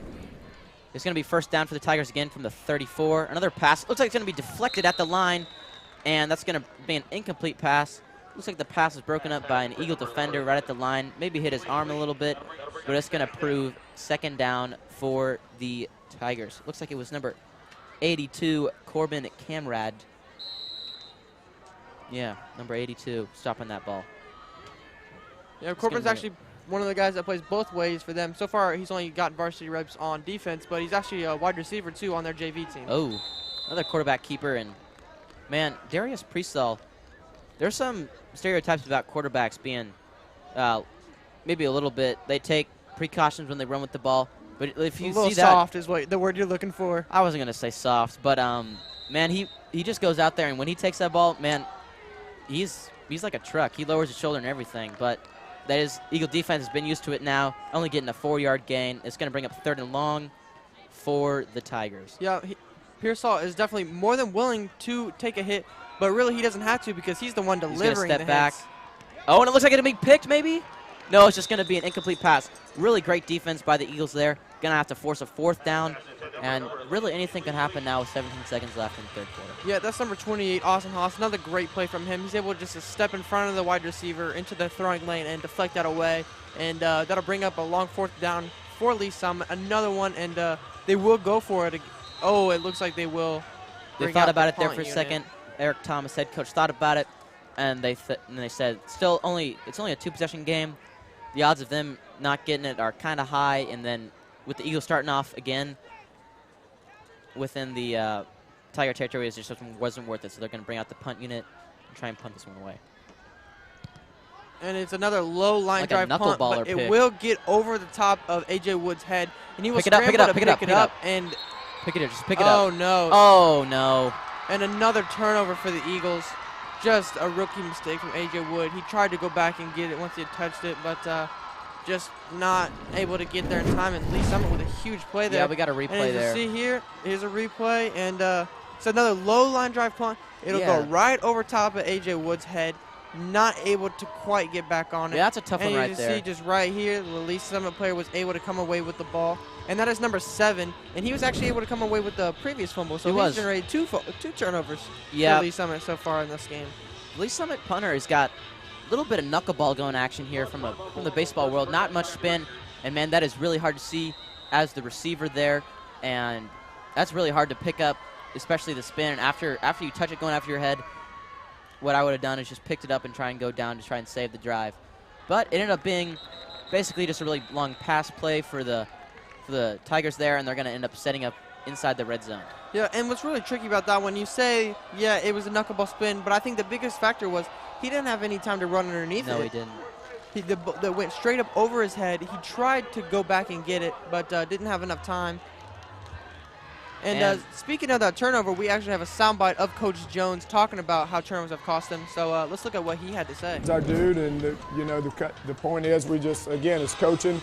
We went by and watched film. If you don't want to fumble the ball, you got to have it high, and you got to have the nose pointed. And the times we've turned it over, once was kind of a freak incident. He bumped into his own player that he wasn't expecting to be there. The other times, if the balls have kind of been loose in here, but. The key is to fix it. That's our job, as coaches. You got to see the problem and you got to fix it. All right, and we are back. And as you guys heard, Coach Jones was talking about how they should hold the ball. You get the ball loose and down low. The defenders will be able to strip it from you. And if you keep it high and tight, as the coaches will say, then they won't be able to strip it from you.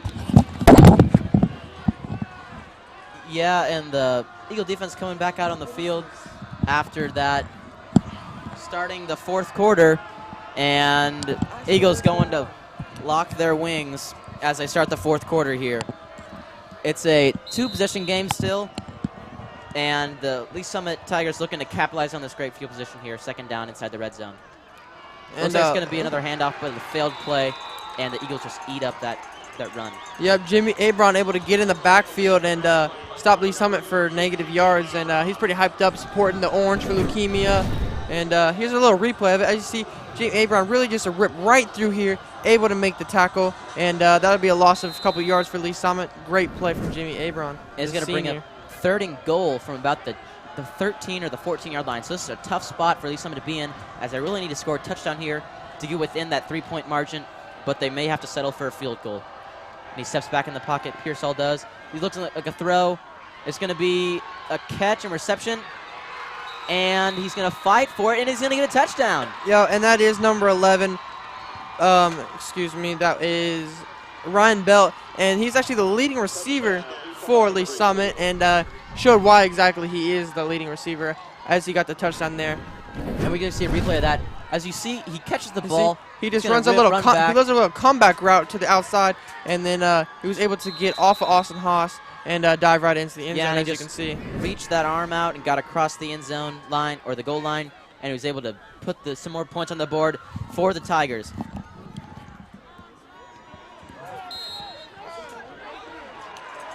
And they actually missed the PAT. That's a great stop for the Eagles, as they really didn't do much there. It's just a missed PAT. But that is going to keep a 3-point deficit between the Eagles and the Tigers, which could prove deadly for the Tigers as they come in needing to kick a field goal to at least just tie the game. 11 minutes, 15 seconds left in the fourth quarter. Eagles receiving the ball.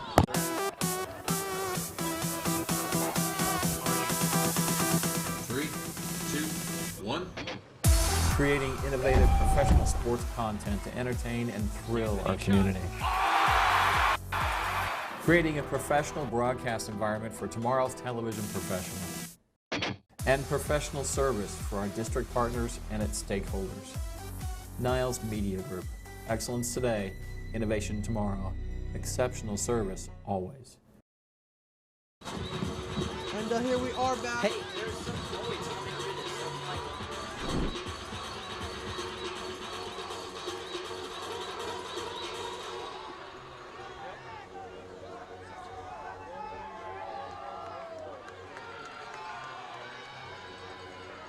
With about 11 minutes left. Hey, yo. Hey, whatever. And it looks like at least somebody's going to try and get a kickoff here. Expect another squib kick. Liberty North only going up by 3 now with about 11 minutes left in the fourth quarter. Another pooch kick. And you see them just trying to kick to the open part of the field. And Warren Bennett sheds will a get tackle the ball there. again. Sheds a tackle there, getting a pretty good block, and he's going to get out to about 35-yard line of the Eagle offense. Going to set up some more good field position for this Eagles. Yeah, they have really won the field position battle today in this game. And they will set up camp at about the 35-yard line, and they'll get their next possession underway. Coach Jones has really done a great job of getting this offense rolling. They've scored 30 points, and we still have time left in the fourth quarter. I mean, the Eagles have just dominated on offense. Yes, they have. A potential touchdown could almost potentially cut the Tigers out of this game. If they get a touchdown, they go up by 2 possessions. That'll be rough for at least somebody to try and come out of. But both teams still have 3 timeouts, 11 minutes left in the fourth quarter. And, of course, this is high school football, so anything can happen. Got Keyshawn Turner with a pretty good run there, about 4 yards, getting to around the 40-yard line. It's going to be another productive run for the Eagles. Yeah, but you've really seen the balanced attack today from the Eagles. They've really done a great job all season of staying balanced, and here in this game they really have. And it's really worked in their favor because they've put up these 30 points, and they've consistently moved the ball and kept Lee Summit on their heels. And yes. And the 1-2 punch between Keyshawn and Van Dyne really is just insane. I mean, no defense can really keep up with that when they are on. Yeah, and that's they may give them a little bit of forward progress there. It was not a great run. The defense kind of saw that coming, and it's going to set up third, kind of manageable, 3rd and 7, 3rd and 6 here. It's a big play for the Eagle defense, as if they don't, or if the Eagle offense here, because if they don't get this, there's a chance they may have to punt it away, get the ball right back to the hot Tigers. Yeah, and one thing that's really proven effective for the Eagles is just the diversity on their team, meaning they have players with very different sets of skill. So players like Warren Bennett can just absolutely destroy you with their speed, and then players like Keyshawn can just run right over you and then get extra yards from that. And then we have Van Dyne roll out, and looks like he hits A.J. Wood on the comeback route. Fantastic pitch and catch, and looks like we will have a personal foul at the end of this play. And it looks like it may be on the Eagles. Yeah, we have want to thank Rancho Grande for providing their food services tonight for the North Nation sports crew and staff, as they are always provided great food for the Liberty area. Thank you, Rancho Grande. You know, I'll tell you what, I mean, I was starving after school, and I get into the broadcast room, and there's some nice tacos, fresh meat, red sauce, cheese, salsa. Oh, my gosh, and rice. Oh, it's just the beans did not look very good, though.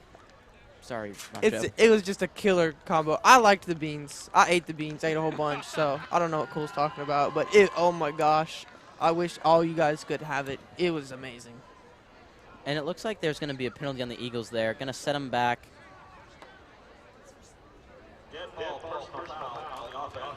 Yep, and that will be a personal foul, so just kind of boneheaded penalties here. But since they did get the first down, and it was a dead ball penalty, it's going to be first down, but moved back. So it maybe end up being... So it's a dead ball foul, so it'll be 15 yards taken from the end of the play. So it'll still be a first down for the Eagles, but they will just be 15 yards back of where they would have been. So it still did cost them yardage, which, I mean, that's kind of important. Yes, it will. It's going to be another sweep play. Yep, Warren Bennett around the outside. He's getting those much-needed yards back from that penalty. Getting around to the 39, going to be about a 6-yard gain. Yep, he did a fantastic job of what coaches will call running downhill.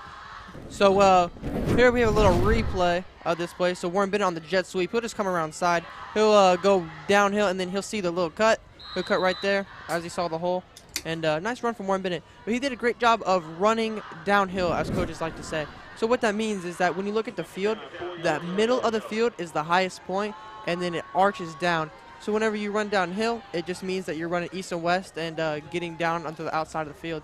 He did a great job of doing that to get the most yards possible.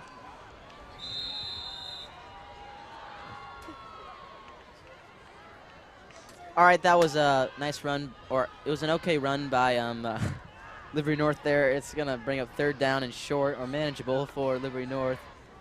And that's going to bring Liberty North about the 38-yard line, potential first down here.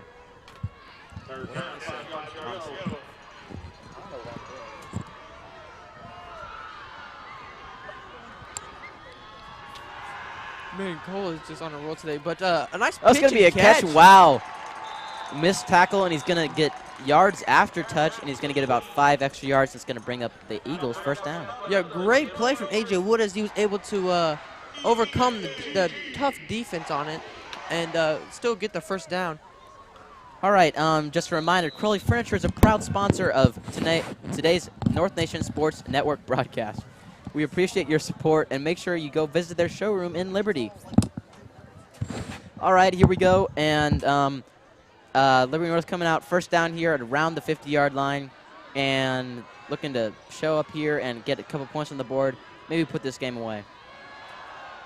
Keyshawn Turner right up the middle, getting about 6 yards, or about 5 yards, set up short and manageable on second down.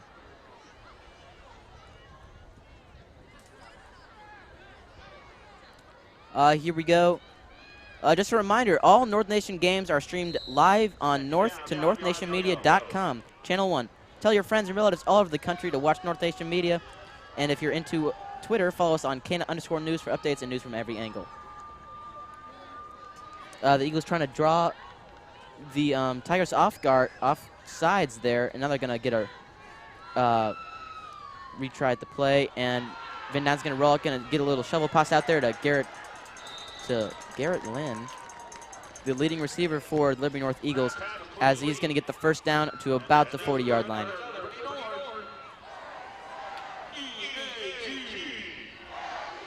That's going to set up for the first down for the Eagles at about the 39, getting into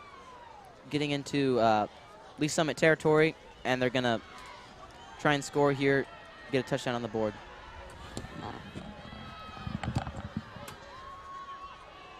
Bend down the snap. He's going to step back. Outside for Warren Bennett.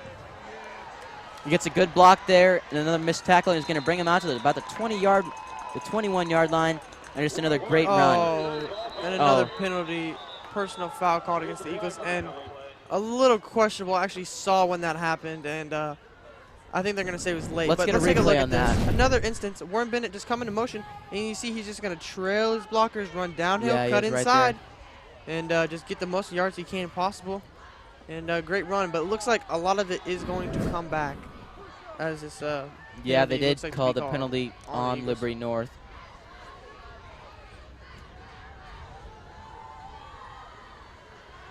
Possibly. Hard to say. We did miss the call. It was originally pointed in Eagle direction, but it could be an offsetting penalty maybe. It looks like he just pointed in the Eagle direction again, and looks like Lee Summit is pointing at Liberty North.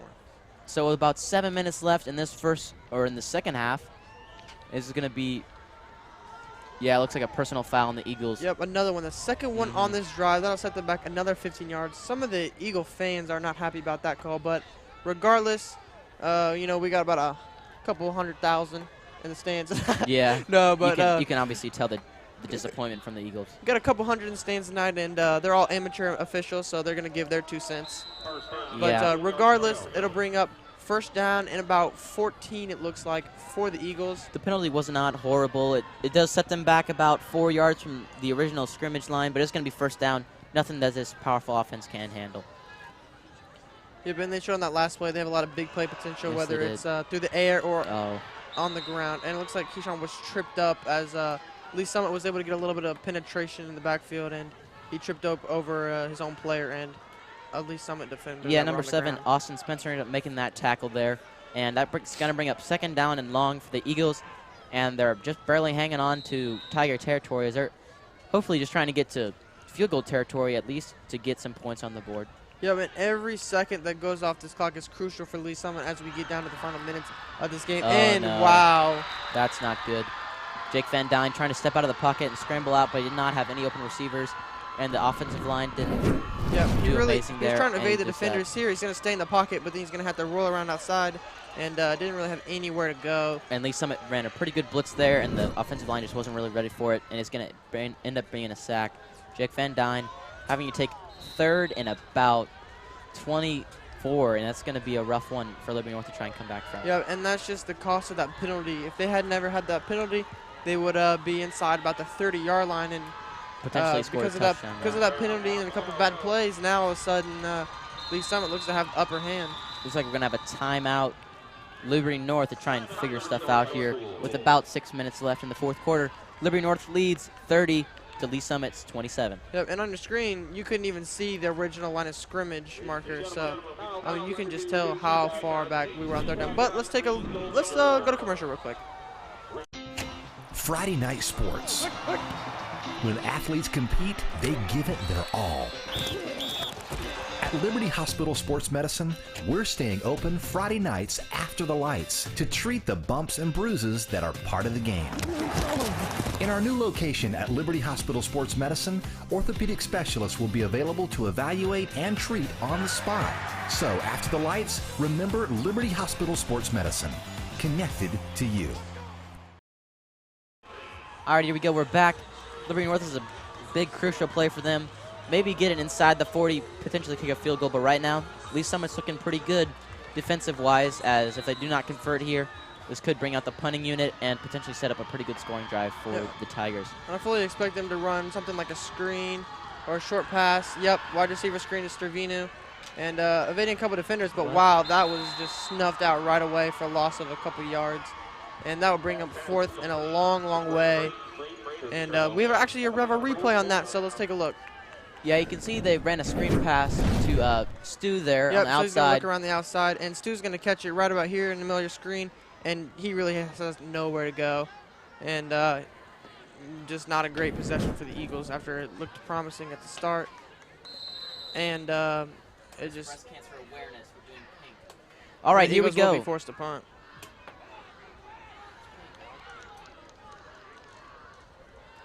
All right, the clock is running down. Eagles trying to juice out as much as they can with about 4.5 minutes left. Brady Pohl gets a pretty good punt here. This could take a very good bounce for the Eagles. Look at that. Let that ball go.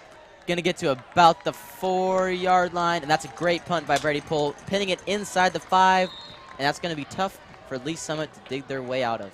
Yep, you're going to see a great play on the special teams unit for Liberty North as they just waited for the ball to stop rolling, and Lee Summit will take over at about the 11-yard line, about the 5-yard line. And not great field position for them once again, and they're going to have a lot of field to work with. All right, tonight's game is produced and associated with Niles Media Group. Niles Media specializes in media content creation, sports TV productions, sales, marketing, and distribution, all in an effort to enhance content creation in the Northland. Liberty Public Schools partnership with Niles Media makes games like the one you're watching today possible and prepares students and their partners for excellence in sports production. Niles Media Group. Excellence today, innovation tomorrow, exceptional service always. That was a nice little play there by Lee Summit, not getting very many yards. And we'd like to thank tonight's sponsor, Hawthorne Bank. Hawthorne Bank has been serving the Liberty and Northland area for over 150 years and specializes in personal finances, small business loans, corporate banking, and overall providing great banking service to their 24 locations in over 15 Missouri communities. Hawthorne Bank is a proud sponsor of the North Nation Sports Network and the Liberty Public School District. Hawthorne Bank, with you every step. That's going to set up 2nd and 11 from about the 3-yard line. Oh, and it's going to be brought down. Oh, that's. Oh, wait, Oh, no, It's another trick play. Oh, my goodness. Darius Pearsall tricked us all again. Got to about the 30-yard line on that one. And again, Austin Haas was able to contain that play from really breaking out for more yards, but the damage had already been done when he was able to get him out of bounds. And that'll really be a big part of this game here as we approach the final minutes. And Lee Summit is able to have a little bit of breathing room here as they had the ball about the 26-yard line.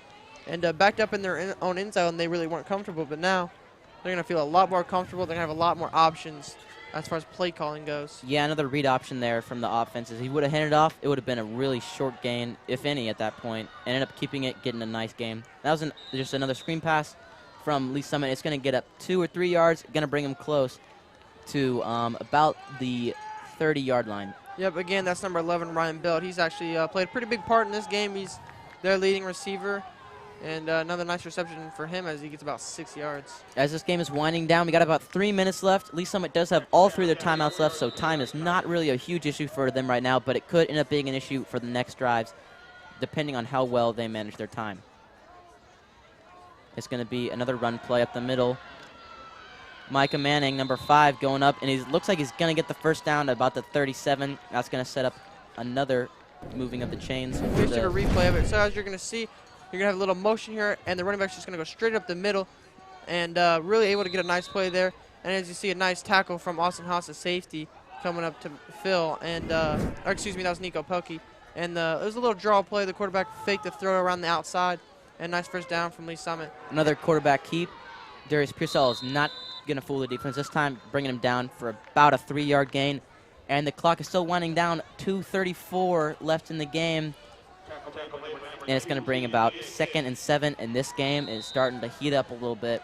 Yep, I can already feel my hands shaking a little bit. Oh, they're getting there. Had a little too many close games this year for both of these teams. They've both been in a lot of tight games, and they're both going to hope to get a victory in this game. And we've got a 5-wide receiver formation on this one. Looks like it's just going to be another little pass play there. He's going to get a pretty good gain on that one for just stepping back in the pocket and throwing it. That one was completed, number 88, Adrian Block, the tight end, and they ended up getting a couple yards on that. We actually have a replay. So you're Steps back in the pocket. Block is just going to come right around here. He's going to get the ball and just going to try to turn up field a little bit, and ends up getting tackled by number 3, Jimmy Abron, the defensive lineman. This good is a effort from him. Big third down for Liberty North defense. If they can end up getting here, they're going to have to go for a fourth down. As there's only a minute and a half left in the game, they can't afford another punt. Oh, and Darius Pearsall. And a big stop. Nico Pelkey, the linebacker, getting a shoestring tackle in the backfield. Shows some sportsmanship helping him up. Yeah. But, you know, I don't know there. As you see, Pelkey's going to bust right through the line of scrimmage here. Well, as you see, boom, right there, number 39, Nico Pelkey. Right at the shoestring. And you can, I don't know if you can feel it here, but it is, the stands are shaking. This is a 4th and 2 opportunity, a minute left in the game. Liberty North needs a big stop here, and this could potentially be the end of the game. Yep, about a minute 15 left, and wow, this could be the game this would be the game if Lee Summit doesn't get it. It's going to be another pass play. It's going to be complete, and and they missed a tackle. Oh no. And that's and that is Ryan Belt once again coming up with the biggest play of the game by far for Lee Summit. And, you know, Lee Summit showing that they have some nerves of steel as they played in a lot of close games. And they just showed no mercy on that one. And you can see Ryan Belt right here. He's just going to run a quick little out route. And he's going to evade the defender and just run upfield for a big gain, big first completion. down. Or the tackle was made by Malachi Hughes, number 8. And we have a flag. It looks like it's going to be called on Lee Summit. Ooh, only 48 seconds left in this game. Field goal ties it up. Touchdown potentially wins the game here for Lee Summit. We're going to see what the... And it looks like we have illegal formation. Yep. They had a player moving while the ball was being snapped. So that will cost Lee Summit 5 yards, dead ball foul. And they'll take over 1st and 15 from about the 36-yard line of Liberty North. And the clock is still winding down as it did not stop on that penalty. So Lee Summit's really going to have to get on their horses. But they do have 3 timeouts left. Yeah. So they can still work it in the middle of the field. I've seen they've had a couple formation plays that I thought may have been illegal formation before. Oh, and a great stop by the Eagle defense. Oh, my goodness. They're going to have to use a timeout here. Yeah, they absolutely have to. They're going to run out of time. Just a fantastic fill and tackle from Chase Jones, the It safety. was. He's a strong safety, so what he'll do, he'll come up on plays like that where they run the ball. He's going to try to fill on the outside, and he did a fantastic job. So you're going to see him right here. He's just going to creep up with the running back and come fill this hole and make a big tackle Just right like there. that. Absolutely huge play for the Eagles, and that sets up Lee Summit way behind their original line of scrimmage. Fantastic play from Chase Jones. And that's going to bring up second and very long. This is a dangerous spot for Lee Summit to be in, as using the first timeout of the quarter. And we'd like to thank Rancho Grande once again for providing the meals and food festivities for the North Nation staff for tonight, producing this game. Always awesome to have some great Mexican food from Rancho Grande. Thank you so much for the food. Yep, and I'll tell you exactly what I'm going to be thinking about after this game. I'm going to be going straight to the studio and getting some more tacos. Yeah. Because I'm hungry, and that just sounds amazing. It was amazing when I had it, and, just thank you to everything you guys gave us for tonight. And, we'll see what happens here at the end of this game. And it's going to be second down and 20, 30 seconds left in the game. Big play for Lee Summit. Oh, he's looking deep. He's going to scramble. Maybe a run play. He's looking for something here. And he finds someone's in the middle of the field. Oh, no. And it's Ryan Belt no. with a huge play for Lee Summit. And it was second down and about 20 yards for him. And they hit Ryan Belt on the crossing pattern. And just what possibly could be the game-ending touchdown. And you see Ryan Belt. He's going to be coming across the field. With the quarterback's going to look to his progression. And he's going to roll out to the right here. Launch it downfield. It's Ryan Belt across the field. And, he just catches it and does the rest of the work. Yeah, touchdown, and that gives Lee Summit the lead. Hey, with this PAT, though, if he misses it, there's a chance for a field goal to tie up the game. And with the squib kicks and the pooch kicks, Liberty North has a pretty good chance of getting good field position. Almost blocked. Maybe blocked. Let's see what the score. And it is Nope, good. It is good. So Liberty North is going to have to make a touchdown drive. Hopefully the squib kick, maybe get him out to the 50-yard line. And Liberty North still has 2 timeouts left, so there's a chance for them to score this game, but it does seem like Lee Summit may came out as the victor tonight.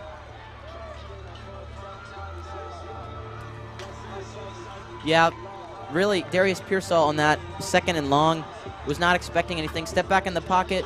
He's looking around, and I thought for sure he was going to run, but then he found number 11, Ryan Belt, out in the open, and he just ran, evaded the tackling, and was able to score that touchdown. Really disappointing for the Eagles defense, as they have been playing a really good game so far. Yep, and really Ryan Belt, his second touchdown of the game, so he's had a big part in Lee Summit's offense today. And Pearsall did a great job of looking to his progression and keeping his eyes downfield.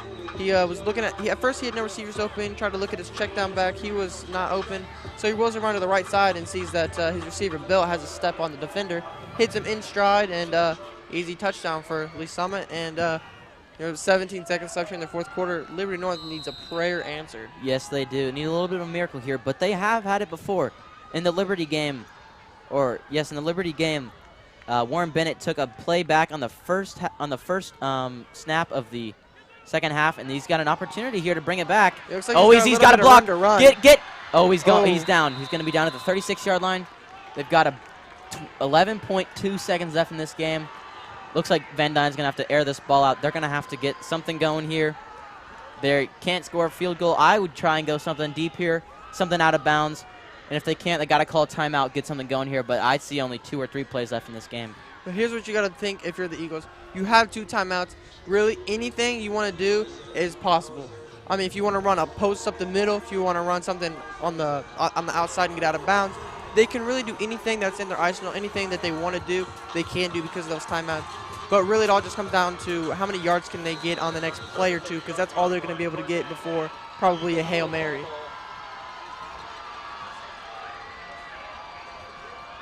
He's going to step back. Oh, Van Dyne, he's got to throw it. Oh, and he has a man open. It's Keyshawn Turner. Get out of bounds. Get out of bounds. And he does get out of bounds. We got about 2.8 seconds left. Ooh, man, this is coming down to the wire. Oh, my goodness. Oh, jeez. Oh, man. Oh, jeez. Just like the Liberty game, Liberty had the ball at the 30-yard line. About the 30-yard line, trying no. to throw up a Hail Mary. Everybody's blood's pumping here. You can see the student section is all up and ready. Van Dyne, really, he got a bobbled snap there, but was able to make a good throw on the run. Normally, he hasn't been very successful on the run, but he got a good pass there to Warren Bennett, and Liberty North seems like they're going to take a timeout there. Yeah, maybe he didn't get it. Oh, and yeah, still about 2.8 seconds left. Our clock is wrong. Sorry, guys. But So Keyshawn Turner did a great job of knowing, hey, I'm not going to get into the end zone on this No. play. I just need to get down as quick as I can. So what he did, he saw the sideline, got out of bounds, and we still have 2.8 seconds on the clock, so we are still in this game, and we'll see what the Eagles can do. For Lee Summit, they were running kind of a prevent defense there, having 4 safeties in the back, making sure they weren't going to give up a touchdown. That did leave the middle of the field open, though.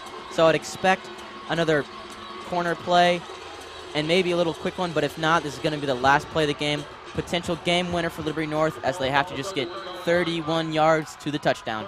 And here we go, the snap. Van Dyne back, he steps back in the pocket. The 4-man rush. He's getting away. He's got a receiver. It's thrown. Incomplete. Do you have any flag on that? And that will be the game. Yes, it will. Lee Summit with the comeback victory. And, man, just a heartbreaking loss for Liberty North. They will go down to 3-5 record. And Lee Summit will improve to 5-3. And, wow, what a game. And what a fourth quarter, really. I mean, it was just a blast calling this game. Yeah, it was. And Lee Summit just showed they have nerves of steel, man. I mean, under a minute left, they have to get a touchdown. They have to get a 4th down conversion. And they did everything they needed to. And Liberty North came up short. And we're going to be back with a post-game recap after this message.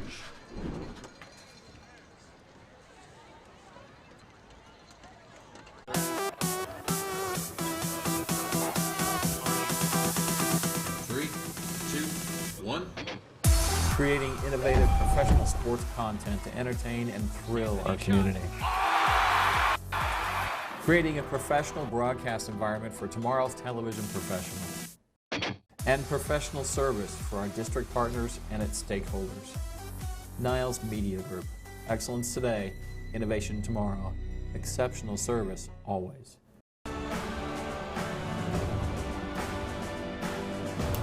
The foundation helped me. The foundation helped me.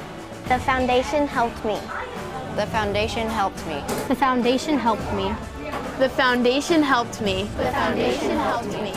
The Learning Enrichment Grant from the Liberty Education Foundation helped us do water quality testing for Liberty Creek water and the water analysis. Hawthorne Bank in Liberty is a proud supporter of the Liberty School District. At Hawthorne Bank, we understand the importance of a strong community and a strong school district.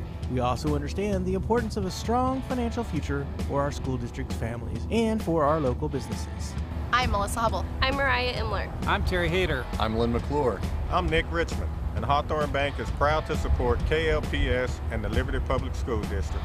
Hawthorne Bank, with you every step. Member FDIC, Equal Housing Lender. Friday night sports. When athletes compete, they give it their all. At Liberty Hospital Sports Medicine, we're staying open Friday nights after the lights to treat the bumps and bruises that are part of the game.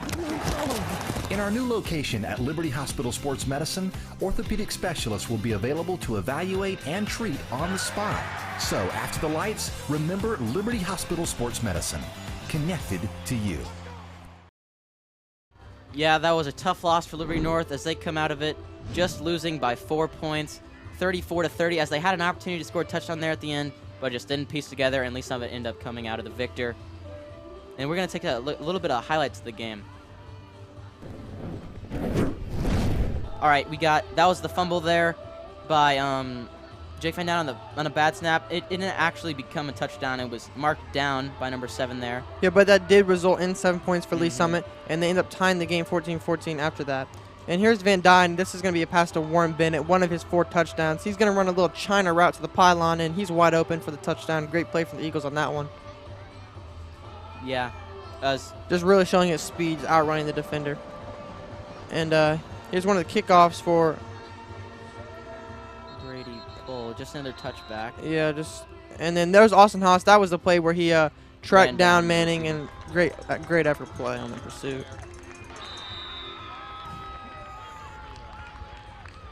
All right, here we go. And this was Van Dyne, 7 Another back in the big play on pocket. this one, yep. Yeah, this was the touchdown to Warren Bennett here as he missed a tackle, and then back straight to the pylon. Yep, just great plays from Warren Bennett. He had a great individual effort, And the Eagles offense really just has to be confident in their performance tonight. 4 touchdowns from Warren Bennett, Jake Van Dyne throwing a couple TDs. Keyshawn Turner really showed that he can be a workhorse, getting most of the carries for them tonight. And really just a great offensive outing for Liberty North, as well as Lee Summit, as they showed that they have nerves of steel in this game. I mean, not backing down. Away game, in the cold. You're down pretty much the whole game. And in the final seconds, they were able to come out victorious. Yeah, and as we predicted it was a really great game, great matchup, as they were both pretty evenly matched teams. Just 1 or 2 turnovers for Liberty North ended up causing the downfall of them, as they did score 14 points off turnovers. And just be confident going in that game, as they did play some pretty good offensive ball. Just one little thing gone wrong. This being the seniors' last game, this potentially last game at home, it means something for a lot for the seniors going into this. And so let's take a look at what the predictions for this year were from the seniors at the beginning of the season. My expectation for this season is that we are going to be very successful, and even if we don't win as much as we'd like, as long as we go out and work hard, it'll be a successful season. I think we're going to do pretty good. I mean, the team's looking really solid. We just need to come together, kind of mesh together. As long as everyone does their job, everyone does what they're supposed to, flies around the football, swarms it, on defense. As long as offense gets their jobs done, we're going to be solid. My honest opinion on how we're going to do this season, I think we can do pretty well. This is Coach Jones' second year. We have a new set of seniors, and we understand what Coach Jones wants from us this season. And we were learning that throughout the season last year. But this year it's finally coming together, and I think we have a good chance to do it pretty good. My honest opinion on how we do this year is, I think, great. We've had a great offseason. We've worked hard every day, day in, day out. We're all buying into the process, too. We're trusting Coach Jones and what he's doing. And I feel like, just everything's going well, and we'll do. Yeah, it was just one great performance from both teams, and we'd like to thank our sponsors just one last time. Tonight's game was produced by an association with Niles Media Group. Niles Media specializes in media content creation, sports, TV production, sales, and marketing and distribution, all in an effort to enhance content creation in the Northland. Liberty Public Schools' partnership with Niles Media makes games like the one you're watching today possible and prepares students and their partners for excellence in sports production. Niles Media Group, excellence today, innovation tomorrow, exceptional service always. And we'd like to thank tonight's sponsor, Hawthorne Bank. Hawthorne Bank has been serving the Liberty and Northland area for over 150 years and specializes in personal finances, small business loans, corporate banking, and overall providing great banking service to their 24 locations in over 15 Missouri communities. Hawthorne Bank is a proud sponsor of the Liberty North Nation Sports Network and the Liberty Public School District. Hawthorne Bank, with you every step. And here we go. And that's going to wrap it up for our sports show tonight. Liberty North just falling to Lee Summit 34-30, and that's all we've got. We'll see you next time. I'm Colin Masters. And I'm Trader Garmo, and we'll catch you on the north side. Yeah.